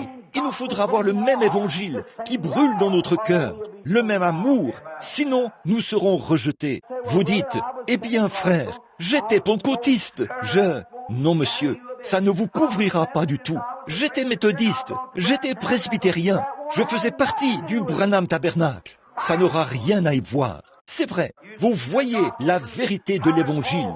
Comment Paul baptisait-il? Comment l'Église primitive baptisait-elle? Au nom de Jésus-Christ. Que faisait-il à cette époque-là? Ils enseignaient la guérison divine. Ils enseignaient la puissance de Dieu. Ils enseignaient le retour littéral. Ils enseignaient le fait de participer aux ordonnances naturelles, le lavage des pieds et le pain de communion et des choses comme ça. Ils rompaient le pain dans les maisons avec simplicité de cœur. Pas vrai? Oui, monsieur. Ils croyaient qu'il fallait réprimander le péché là où il y en avait et redresser les choses. Le cas d'Ananias et Saphira n'était pas facile, mais Pierre s'est adressé à eux et leur a dit ce qui leur arriverait. Quand Simon le magicien a cru, il s'est présenté là. Il voulait acheter le Saint-Esprit ou être un gros bonnet dans l'église. Il a dit, je vais mettre beaucoup d'argent dans le trésor. Alors vous, laissez-moi aller de toute façon. Pierre a dit, que ton argent périsse avec toi. Et ils n'ont pas touché à cela. Que Dieu bénisse ces hommes qui avaient une vraie conviction du Saint-Esprit, car ils avaient vu et dit la vérité. Voilà, c'est ça. Simon, tu as tort. Simon savait qu'il avait tort. Ainsi, si vous refusez d'y marcher, vous blasphémez contre le Saint-Esprit. Car si quelqu'un pêche volontairement, après avoir reçu la connaissance de la vérité, il ne reste plus de sacrifice pour le péché. Ne volera point, tu ne mentiras point. Nous avons vu cela ce matin, et nous avons montré qu'on ne savait pas ce qu'était le péché jusqu'à ce que la loi le mette en évidence. Tout comme s'il n'y avait pas de loi ici dans la ville, ce ne serait pas une infraction de griller un feu rouge, à moins que ce soit qu'il y ait une loi contre cela. Il n'y aurait pas de loi, ce ne serait pas mal de rouler dans les rues à 140 km à l'heure, à moins qu'il y ait une limitation de vitesse. Et nous n'aurions jamais su ce qu'est le péché s'il n'y avait pas de loi. Ainsi quand la loi est venue et a mis en évidence ou manifesté le péché, la grâce de Jésus est venue et a ôté de votre cœur le désir du péché. Vous voyez, ça a ôté le péché. La chose la plus élevée dans les cieux, Dieu lui-même, est devenu la chose la plus vile sur la terre, au point de représenter même un serpent. Le saviez-vous? Il était un serpent d'airain dans le désert. Pas vrai? De l'élément le plus élevé de toute l'éternité à la créature la plus vile de la terre, et de la chose la plus sainte qui soit à la chose la plus impie qui soit, car il a pris sur lui le péché de chaque homme, de chaque bête, de chaque mortel, et il est mort en tant que pécheur, portant sur lui vos péchés. Le deuxième homme n'aurait pas pu venir. La deuxième personne de la divinité n'aurait pas pu venir. La troisième personne de la divinité n'aurait pas pu venir. La quatrième personne, les anges n'auraient pas pu venir. Dieu lui-même est descendu, le plus élevé. Il s'est fait le plus vil, afin d'ôter le péché. Ainsi, hommes et femmes, observez ce qu'il a dit et croyez-le. Eh bien, la Bible, quand il pêche volontairement, l'homme quand il venait poser sa main sur l'agneau mourant, il disait « J'ai commis un adultère, souverain sacrificateur, et j'offre cet agneau sans défaut, un type de Christ. » Il posait sa main sur sa petite tête, On lui tranchait la gorge, et il frémissait, bêlait et mourait et tremblait. Il savait que ses péchés étaient portés par cet agneau. C'est lui qui aurait dû mourir de cette manière. Il fallait qu'il meure, si ce substitut innocent n'était pas mort à sa place. On inscrivait ensuite son nom, Monsieur Jean Untel, dans le registre. C'était conservé là. L'un des Lévites conservait cela très bien, le scribe. Alors on conservait cela. Il avait commis cet adultère. Il avait offert cet agneau pour cela. Là, il reconnaissait que la parole de Dieu exigeait de le faire. Une seule fois par année. C'était tout. Eh bien, il repartait avec le même désir. Il revoyait cette femme et commettait adultère de nouveau. Il ramassait du bois le jour du sabbat. Peu importe le péché qu'il avait commis. Il revenait avec un autre agneau lors de la purification du sanctuaire. Et quand il revenait, quel est votre nom? Jean Untel. On regardait le registre pour trouver Jean Untel. Quel est votre crime? J'ai commis adultère. Oui, nous l'avons attrapé, nous l'avons surpris en flagrant délit. Eh bien, vous avez déjà fait cela. Vous avez eu une expiation. La parole de Dieu exige qu'on vous lapide. Alors, on le traînait à l'extérieur de cet endroit et on le lapidait sans miséricorde. Peu m'importe s'il était le maire de la ville ou qui il était, peu importe qui c'était, il mourait sans miséricorde. C'est vrai, parce qu'il avait rejeté la parole de Dieu. Dieu exigeait un seul agneau et il avait rejeté cela. Et là, Paul a dit, ça c'était sous la loi de Moïse. Celui qui violait la loi de Moïse mourait sans miséricorde, sur la déposition de 2 ou de 3 témoins qu'il avait surpris en flagrant délit. À combien plus forte raison, après qu'un homme pose sa tête sur l'agneau de Dieu, le Fils de Dieu, et son cœur était déchiré, il était blessé, et ses larmes coulaient sur ses joues. Il avait des épines sur sa couronne, et le sang mêlé de larmes salées coulait sur son visage et descendait sur son corps meurtri. Et un homme viendra là et dira, « Oui, je suis convaincu que c'est le Fils de Dieu. » Puis il fera volte-face et refusera de croire à sa grâce, à sa miséricorde et à sa parole. Paul a dit, « Si quelqu'un le fait volontairement, il ne reste plus de sacrifice pour le péché, mais une attente terrible du jugement et l'ardeur d'un feu qui dévorera le rebelle. » Mon frère, une fois que la vérité vous est présentée, je pose ceci comme fondement qui servira de base pour le réveil à venir. Apportez votre Bible chaque soir, apportez votre crayon, apportez votre carnet pour prendre des notes. Et chaque fois que vous verrez quelque chose que vous ne comprenez pas, venez et plaidons ensemble. Moi aussi, je veux connaître la vérité. Je suis tout aussi ouvert à la vérité que vous. Et je veux savoir ce qui est vrai et ce qui est faux, car je ne veux pas désobéir à la moindre chose qu'il a dit de faire. Voyez, je veux tout ça dans mon cœur, mais il faut que ça vienne par la parole. Car si nous sommes volontairement incrédules, après avoir reçu la connaissance de la vérité, il ne reste plus de sacrifice pour le péché.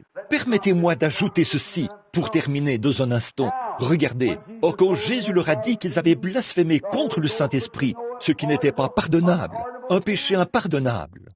Regardez, Ésaïe le prophète, tous, Jérémie, tous les prophètes, ils ont dit, quand le Messie viendra, ça, ce sera lui. Dieu, Jésus-Christ, était la parole de Dieu, pas vrai? Le rejeter, lui, c'est rejeter la parole, pas vrai?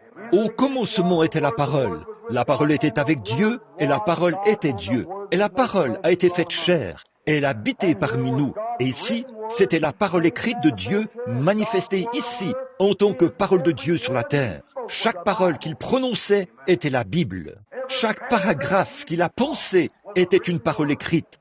Il était la parole de Dieu.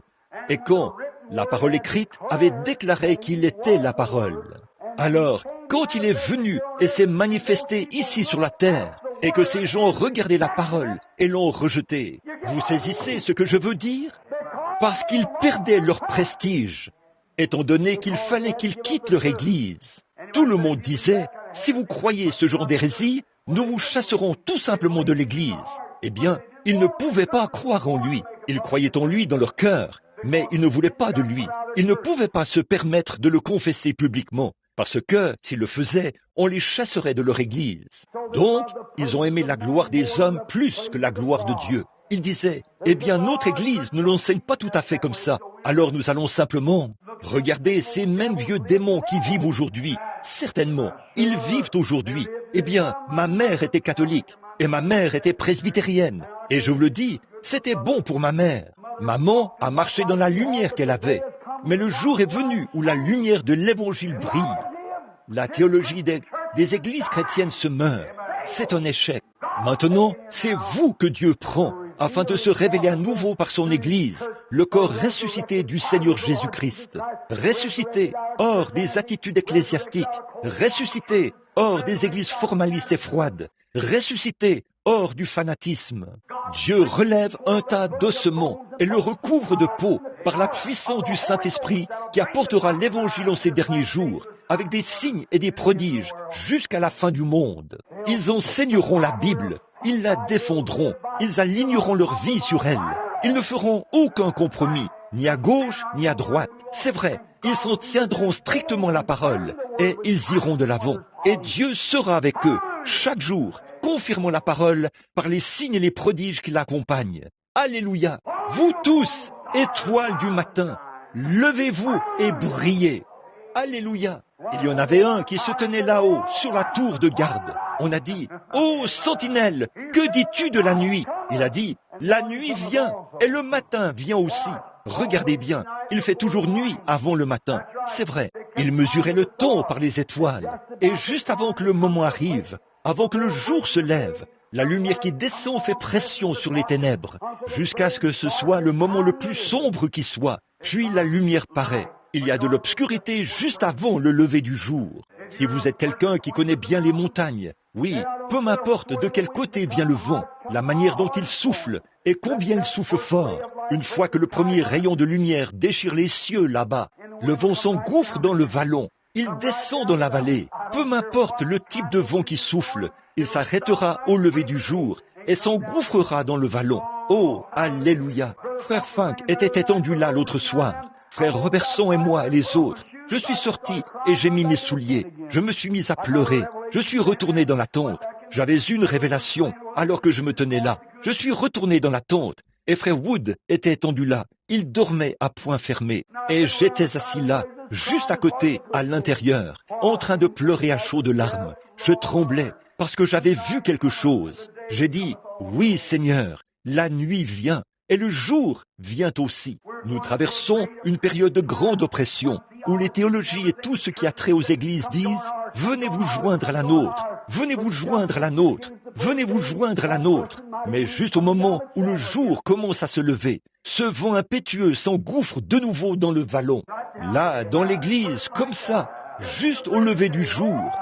Oh, ce doit être le lever du jour, alléluia! Car la même puissance du Saint-Esprit revendique le même évangile qu'au commencement. Elle le revendique à nouveau aujourd'hui. Alléluia! Oh là là! Je suis heureux que nous marchions vers Sion, l'église du Dieu vivant. Alléluia! Je crois. Vous pensez que je suis bruyant? J'ai des raisons d'être bruyant. Je vous le dis, mon frère, quand le sang de Jésus-Christ vous purifie de tout péché, depuis 23 ans maintenant, j'ai vu la conduite du Saint-Esprit. Je m'abandonne à lui, sans prêter attention à ce que quiconque dit. Cela a mis dans mon cœur quelque chose qui est ancré là-dedans, quelque chose que je n'ai pas mis de moi-même. C'est le Saint-Esprit qui l'a mis là-dedans. Dieu a la vérité pour moi. Je marcherai dans la lumière, puisqu'il est dans la lumière. J'aurai la communion fraternelle avec les uns et les autres, alors que le sang de Jésus-Christ purifie de toute iniquité. Car si quelqu'un pêche volontairement, rejette volontairement, après avoir eu connaissance de la vérité, il ne reste plus de sacrifice pour le péché.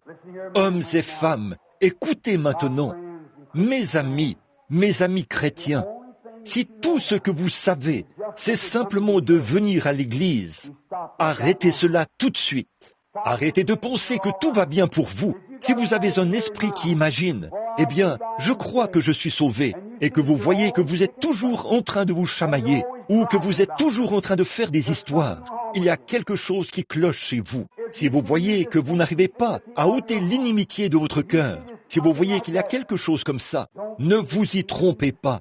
On ne se moque pas de Dieu. C'est vrai, ce qu'un homme aura semé, il le moissonnera. c'est vrai. Ce que vous devez faire, vous dites, eh bien, je crois que j'ai le Saint-Esprit. Si vous voyez que ça ne porte pas le fruit de la douceur, de l'abandon, de la bonté, de la bienveillance, du pardon, et ainsi de suite, alors il est temps pour vous de vous secouer. Car si vous péchez volontairement, après avoir reçu la connaissance de la vérité, il ne reste plus de sacrifice pour le péché, jusqu'à ce que vous veniez rectifier cette chose. C'est vrai, si vous savez que vous agissez mal, avancez le plus humblement possible, sondez la chose. Eh bien, dites-vous, je vais regarder cela un de ces jours. Un de ces jours, c'est peut-être trop long. Il se peut que vous ne soyez plus en vie un de ces jours.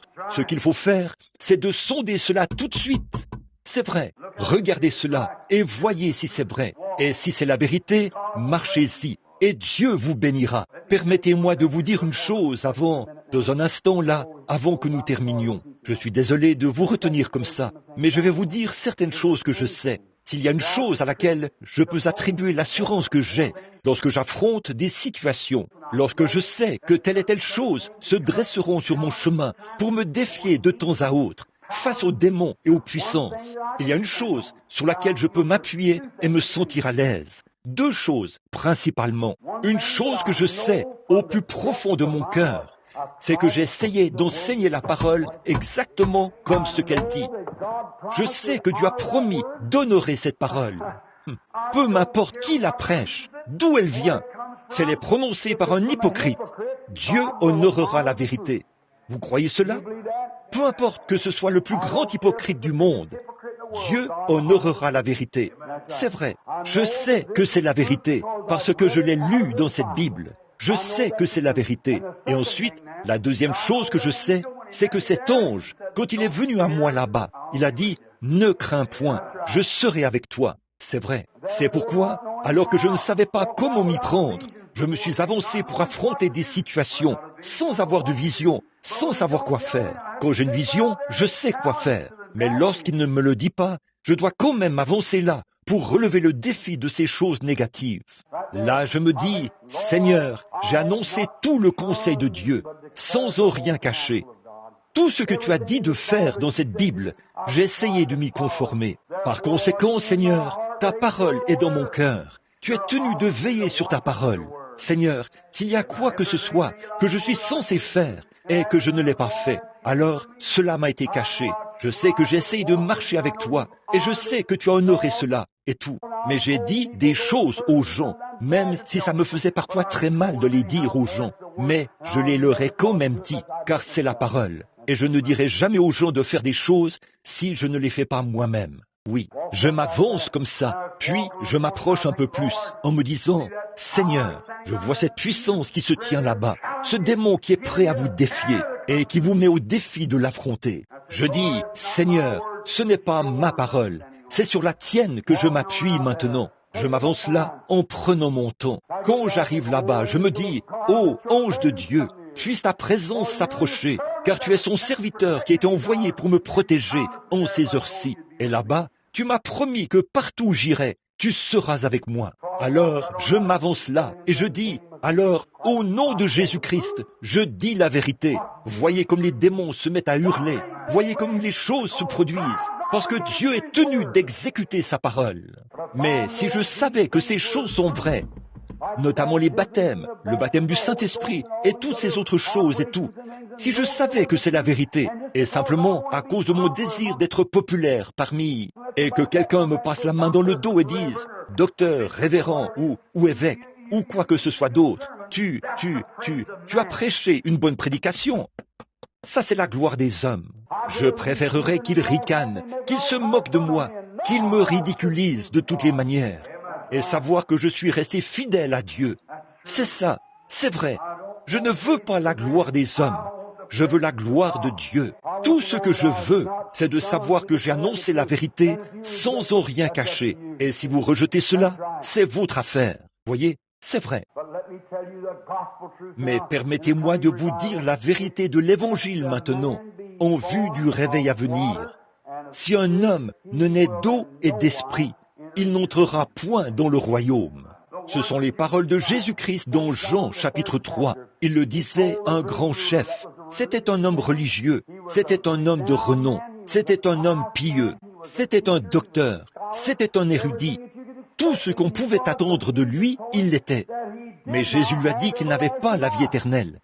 Parce qu'il n'avait pas été, il ne comprenait même pas cela. Il a dit, si un homme ne naît de nouveau, eh bien, il ne peut voir le royaume de Dieu. Peu importe combien il est religieux, il appartenait à la plus grande église. Il avait l'un des plus grands noms. C'était un docteur de la Bible. Et pourtant, il n'avait pas vécu l'expérience de la nouvelle naissance. L'avez-vous vécu ce soir? Je veux vous poser une question simple et directe. Je ne dis pas ça pour vous mettre dans l'embarras. Je préférerais être dans l'embarras ici plutôt que d'être dans l'embarras là-bas. Ne préféreriez-vous pas cela? Beaucoup d'entre vous ici recherchent le baptême du Saint-Esprit. Beaucoup d'entre vous ici m'ont observé depuis que je ne suis qu'un jeune homme, juste un gamin ou un adolescent qui prêchait l'Évangile. Et je n'ai pas du tout dévié de l'Évangile avec lequel j'ai commencé. J'enseigne toujours la même chose, car cela ne m'a pas été donné par un séminaire, et cela ne m'a pas non plus été enseigné par l'homme. C'est venu par révélation de la Bible. C'est vrai. Par conséquent, je sais que cela vient de Dieu. Et je m'en suis tenu au même évangile. Il y a bien des années, je prêchais le baptême d'eau au nom de Jésus-Christ. Il y a bien des années, je prêchais la purification de l'âme humaine par le sang de Jésus-Christ, par le moyen de la sanctification. Je prêchais le baptême du Saint-Esprit comme étant une confirmation ou le scellement du peuple de Dieu dans le royaume. Vous savez que c'est vrai. J'ai enseigné la guérison divine, j'ai enseigné la seconde venue, j'ai enseigné le lavement des pieds, j'ai enseigné la communion, j'ai enseigné la sainteté devant le Seigneur. J'ai enseigné toutes ces choses dès le départ. J'ai enseigné que le parler en langue n'est pas la preuve qu'on a le Saint-Esprit. J'ai enseigné que pousser des cris n'est pas la preuve qu'on a le Saint-Esprit. Vous ne pouvez dire d'aucune de ces choses que c'est la preuve du Saint-Esprit ou la seule preuve. Il se peut que ce soit la preuve que le Saint-Esprit est là. Il se peut que chanter soit la preuve que le Saint-Esprit est là. Il se peut que parler soit la preuve que le Saint-Esprit est là. N'importe lequel de ces signes pourrait l'être. Mais ce ne sont pas des preuves infaillibles. Il n'y a qu'une seule personne qui puisse dire que le Saint-Esprit est là, Dieu lui-même. C'est lui le juge. J'en ai vu qu'on chantait, j'en ai vu qu'on parlait, j'en ai vu qu'on poussait des cris, j'en ai vu qu'on parlait en langue et fait toutes ces choses, mais ils ne l'avaient pas. Leurs fruits prouvaient qu'ils ne l'avaient pas. Vous avez toute la foi possible en moi, je suppose, pour croire que je l'ai. Moi aussi, Dieu le sait, je crois que vous l'avez. J'ai toute la foi possible en vous pour le croire. Vous êtes gentil, plein d'amour, doux et tout. Je crois que vous êtes des chrétiens. Je crois que vous avez le Saint-Esprit. Je ne pourrais pas le déclarer sous serment. C'est Dieu qui le sait. C'est vrai, vous voyez. Alors nous ne pouvons pas juger par ces choses. On ne peut pas attribuer cela à Dieu et dire, voilà, c'est ça, parce que c'est lui le juge. Nous n'avons pas été envoyés pour juger. Nous avons été envoyés pour prêcher. Pas vrai? C'est vrai. Prêchez, et je peux vous apporter la vérité. Si vous rejetez cela et que vous vous en allez, je sais que la Bible dit que si vous le faites, alors il n'y a plus de rémission des péchés, tant que vous ne revenez pas à rectifier cette chose. C'est tout à fait vrai. Donc, si vous voyez la vérité, marchez dans la vérité. Et maintenant, alors que vous venez, je veux vous demander quelque chose. Combien ici disent, frère Bill, tout de suite, je le dis aussi clairement que possible devant les gens. Je pourrais mourir avant même de quitter ce bâtiment. Mais je veux que Dieu sache et que les gens sachent ici que je veux le vrai baptême du Saint-Esprit. Voulez-vous lever la main pour dire « Je veux vraiment le vrai baptême ». Que Dieu vous bénisse. Nous avons là la possibilité d'avoir un réveil. Et écoutez mes amis, ne venez pas en disant « Eh bien là, si je ressens vraiment des frissons et si je le reçois de la même manière dont la sœur l'a reçu ». Cette manière dont la sœur l'a reçu, ne cherchez pas à le recevoir de la même manière. Venez simplement avec un cœur pur, en croyant que Jésus-Christ est le Sauveur, que vous l'avez accepté, que vous croyez que Dieu tiendra sa parole, et que vous vous attendez à recevoir le baptême du Saint-Esprit, et il vous le donnera. Dites, Seigneur, réponds cela sur moi, comme bon te semble, pourvu que j'aie le Saint-Esprit. C'est tout ce que je veux, le baptême du Saint-Esprit. Donne-moi quelque chose qui ôtera cet égoïsme. Donne-moi quelque chose qui ôtera toute cette crainte et ces doutes. Ô Seigneur, ne me fais pas. Si tu me fais pousser des cris, j'en ai vu qui ont poussé des cris et dont la vie ne cadrait pas avec cela. Ne me fais pas parler en langue. Seigneur, j'en ai vu qu'on parlait en langue et dont la vie ne cadrait pas avec cela. Mais Seigneur, mets en moi quelque chose qui vivra en moi, qui me fera marcher chaque jour comme un chrétien. Cela me fera aimer mes ennemis. Cela me fera dire du bien de ceux qui disent du mal de moi. Cela fera en sorte que je serai prêt à me repentir de tout ce que je fais de mal, à m'avancer et à confesser mes torts. Je dirai, j'ai tort. Pardonne-moi, ô Dieu. Ça, c'est le genre d'esprit que vous voulez, n'est-ce pas? Oui, monsieur. Rends-moi humble. Quand mon pasteur voit quelque chose qui cloche chez moi, il vient et me dit, eh bien, frère ou sœur, vous ne devriez pas faire ces choses. Rends-moi humble pour que je dise, oui, mon frère, veuillez m'aider à prier. Je ne veux pas de ce genre d'esprit sur moi. Vous ne voulez pas de ce genre d'esprit, n'est-ce pas? Vous ne voulez pas vous promener là, enflé d'orgueil, en disant, eh bien, ce n'est pas son affaire de me reprendre. Je sais à quoi m'en tenir. Oh, mes amis, quand vous faites ça, vous pouvez voir sur le champ que vous êtes en dehors de la volonté de Dieu. Vous pouvez voir que vous avez tort dès le départ. Pourquoi ne pas être humble et vous soumettre au Saint-Esprit et dire, oui, je vais m'associer à toute l'Église du Dieu vivant. Je vais aller de l'avant. Si je vois quelque chose qui cloche chez ma sœur, je vais prier pour elle. Si je vois quelque chose qui cloche chez mon frère, s'il continue, je vais aller chez lui et dire, mon cher frère, laisse-moi prendre ta main un instant. M'aimes-tu? Oui, je t'aime. Tu sais, nous prenons de l'âge, et il ne veut pas aller dans l'enfer du diable. J'ai remarqué que tu faisais une certaine chose. Eh bien, prions ensemble à ce sujet. Vous voyez, quelque chose comme ça. Et là, si le frère ne vous reçoit pas, alors vous n'y pouvez rien. Ensuite, demandez à un autre frère de vous accompagner. Et s'il devient hautain, alors vous aurez fait votre part. C'est tout. Alors, allez le dire à l'église et c'est réglé. Voyez-vous? Bon, vous savez très bien, vous, le petit groupe de gens assis ici, vous avez vu la main du Dieu Tout-Puissant sur ces choses.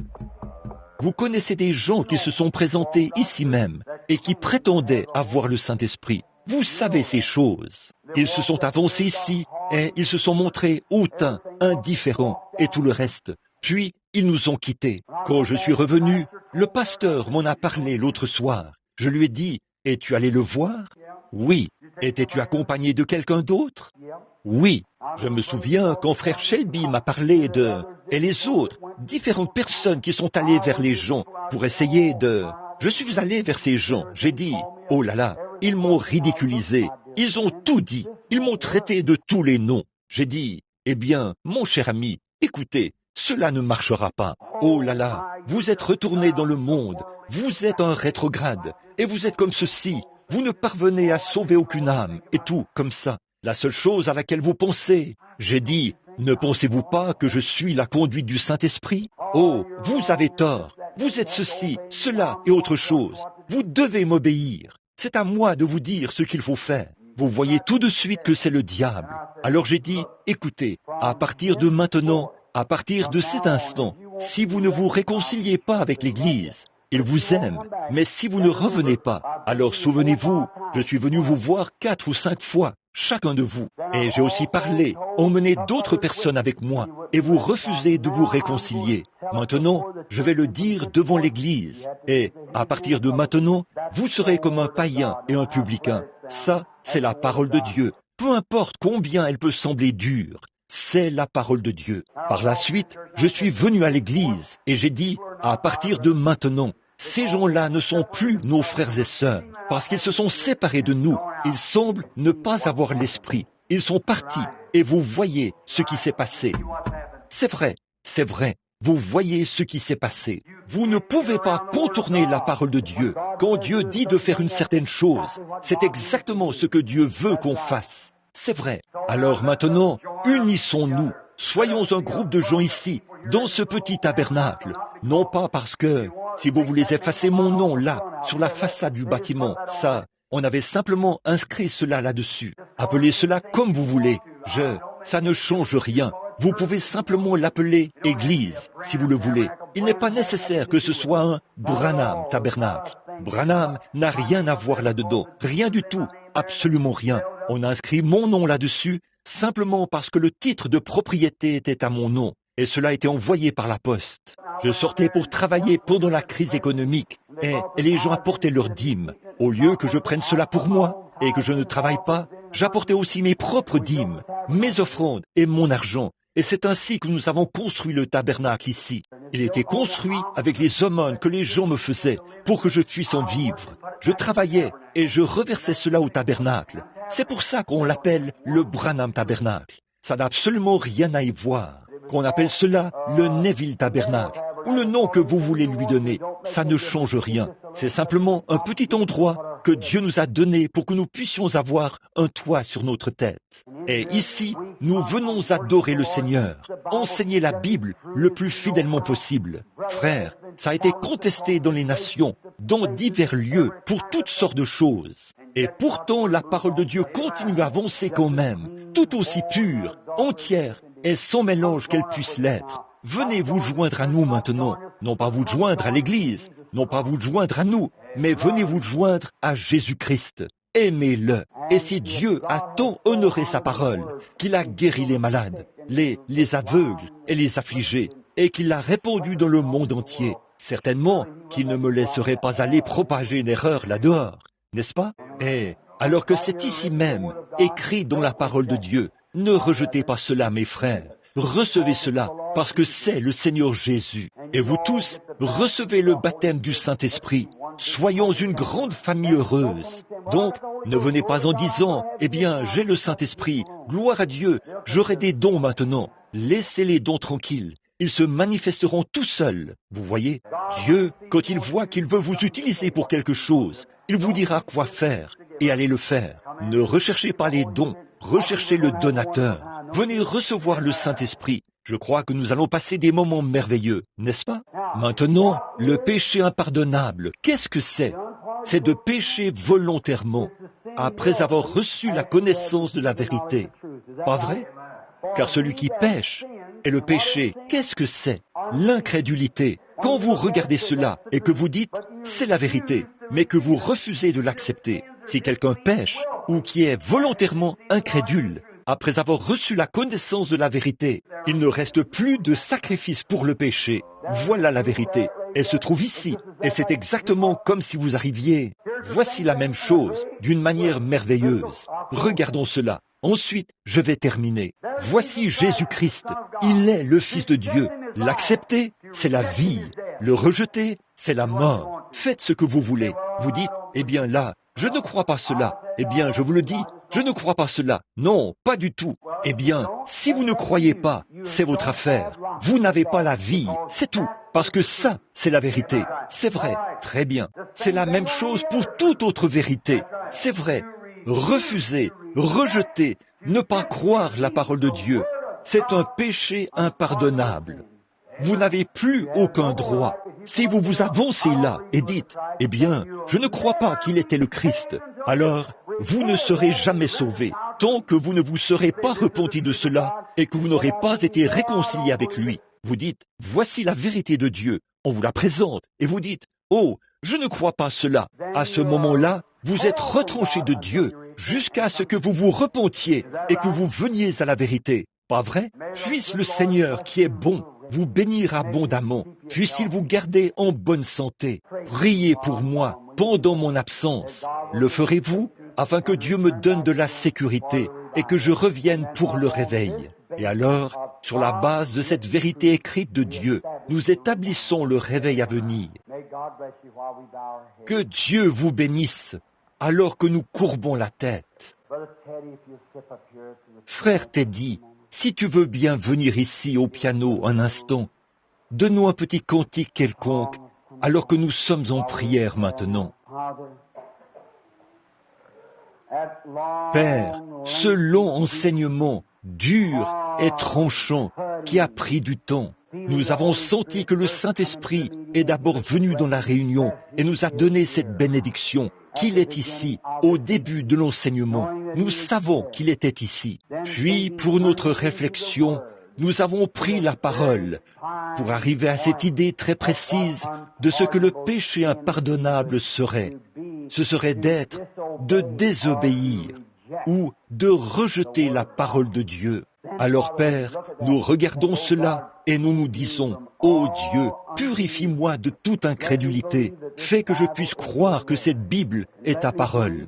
Fais que je puisse croire que cela est écrit ici pour susciter de l'admiration et pour la correction, afin qu'un homme puisse se tenir devant Dieu en étant irréprochable, sachant que c'est par ce même livre que nous serons jugés. » Et il a dit, « Heureux celui qui garde les paroles de ce livre et qui les met en pratique. Il aura droit à l'arbre de vie. Mais ceux qui ne les mettront pas en pratique seront considérés comme des chiens, des enchanteurs, et ainsi de suite. Et ils seront chassés. Leur fin sera d'être brûlés. Heureux celui qui garde les paroles, et celui qui retranchera quelque chose de ce livre, et injectera quelque chose à sa place. À celui-là sera retranché son nom du livre de vie. Mais quiconque observera tous ses commandements et mettra ces choses en pratique aura droit à l'arbre de vie.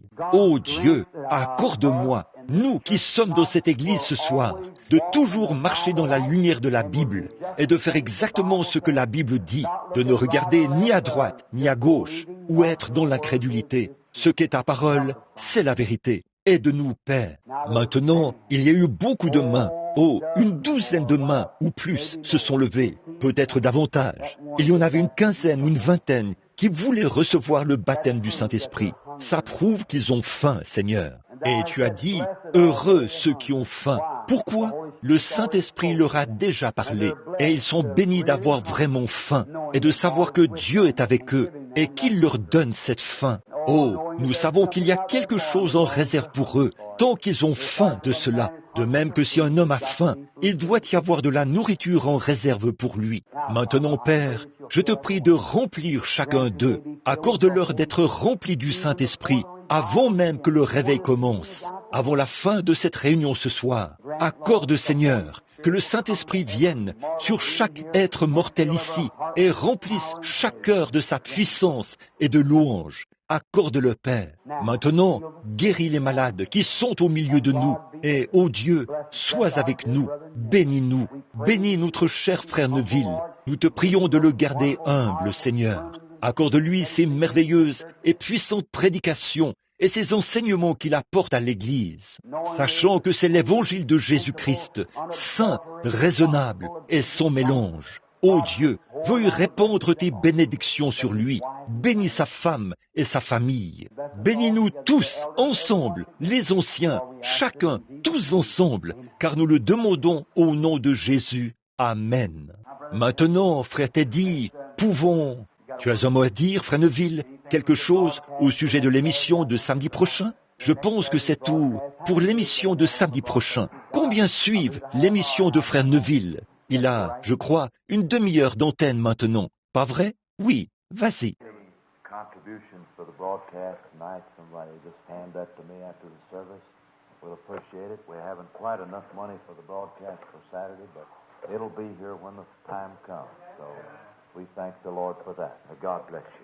Frère Neville, tiens-toi là, à la porte par laquelle les gens sortent. Et là, s'ils ont quelque chose à donner pour ça, si tu le veux bien, frère, c'est très bien. Alors, comme ça, tu es sûr de l'avoir.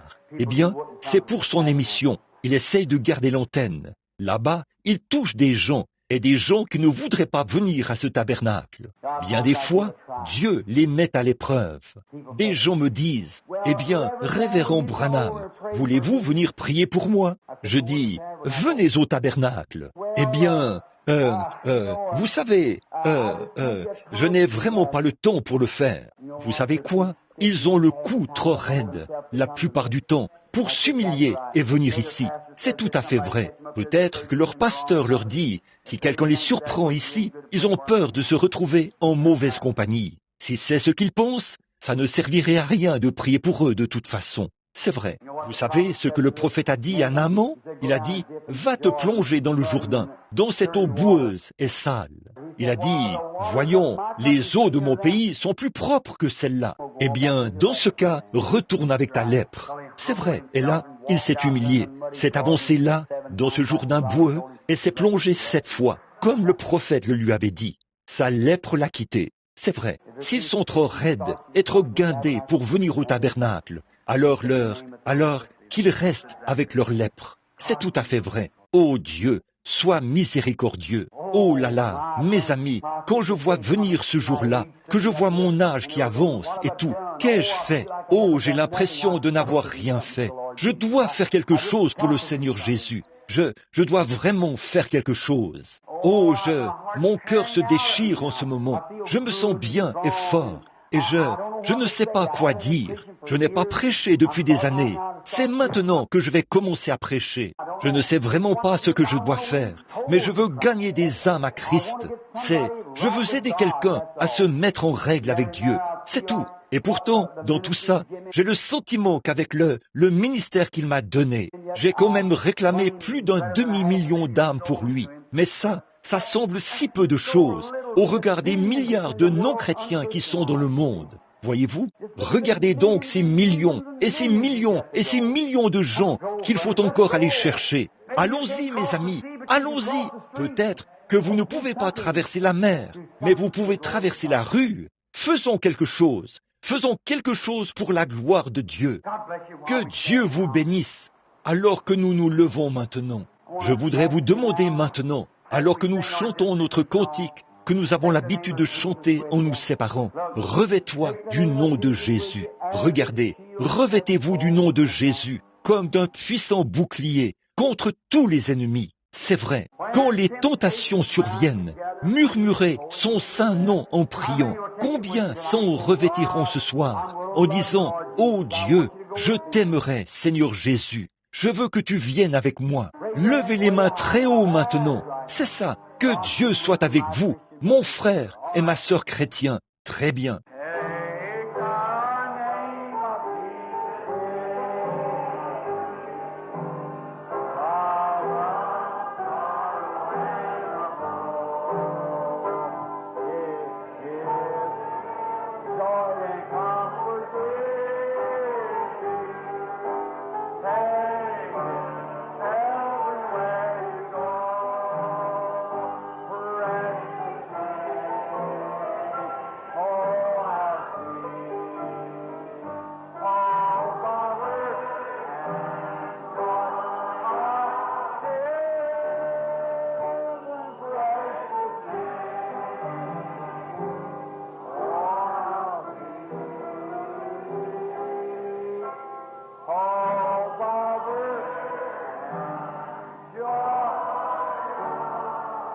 Maintenant, pendant que nous chantons le couplet suivant, tournez-vous et serrez la main à la personne qui est à côté de vous maintenant.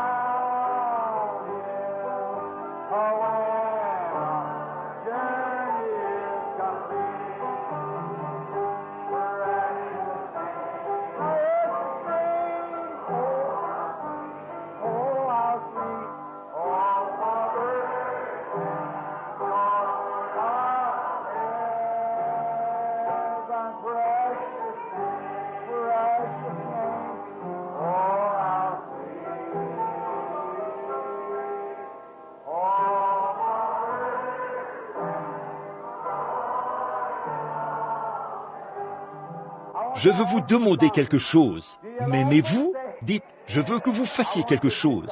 Il y a de petits différends ici, au tabernacle. Nous voulons être un grand groupe amical. Vous voyez, serrons la main à tout le monde. Ne restez pas très longtemps devant une seule personne. Tendez simplement le bras et saluez quelqu'un d'autre. Content de vous voir, frère. Revenez. Content de vous voir, sœur. Que Dieu vous bénisse. Serrez la main à tout le monde. Si vous voulez causer avec eux, vous pouvez aller chez eux pour causer. Mais serrons la main à tout le monde. Voyez, allez serrer la main à tout le monde. Et ensuite, sortez du bâtiment en vous réjouissant. Ne voulez-vous pas faire cela? Que Dieu vous bénisse. Pendant que nous courbons la tête, frère Waddle, là, à l'arrière, voudrais-tu terminer la réunion par un mot de prière? Si tu le veux bien, frère Waddle.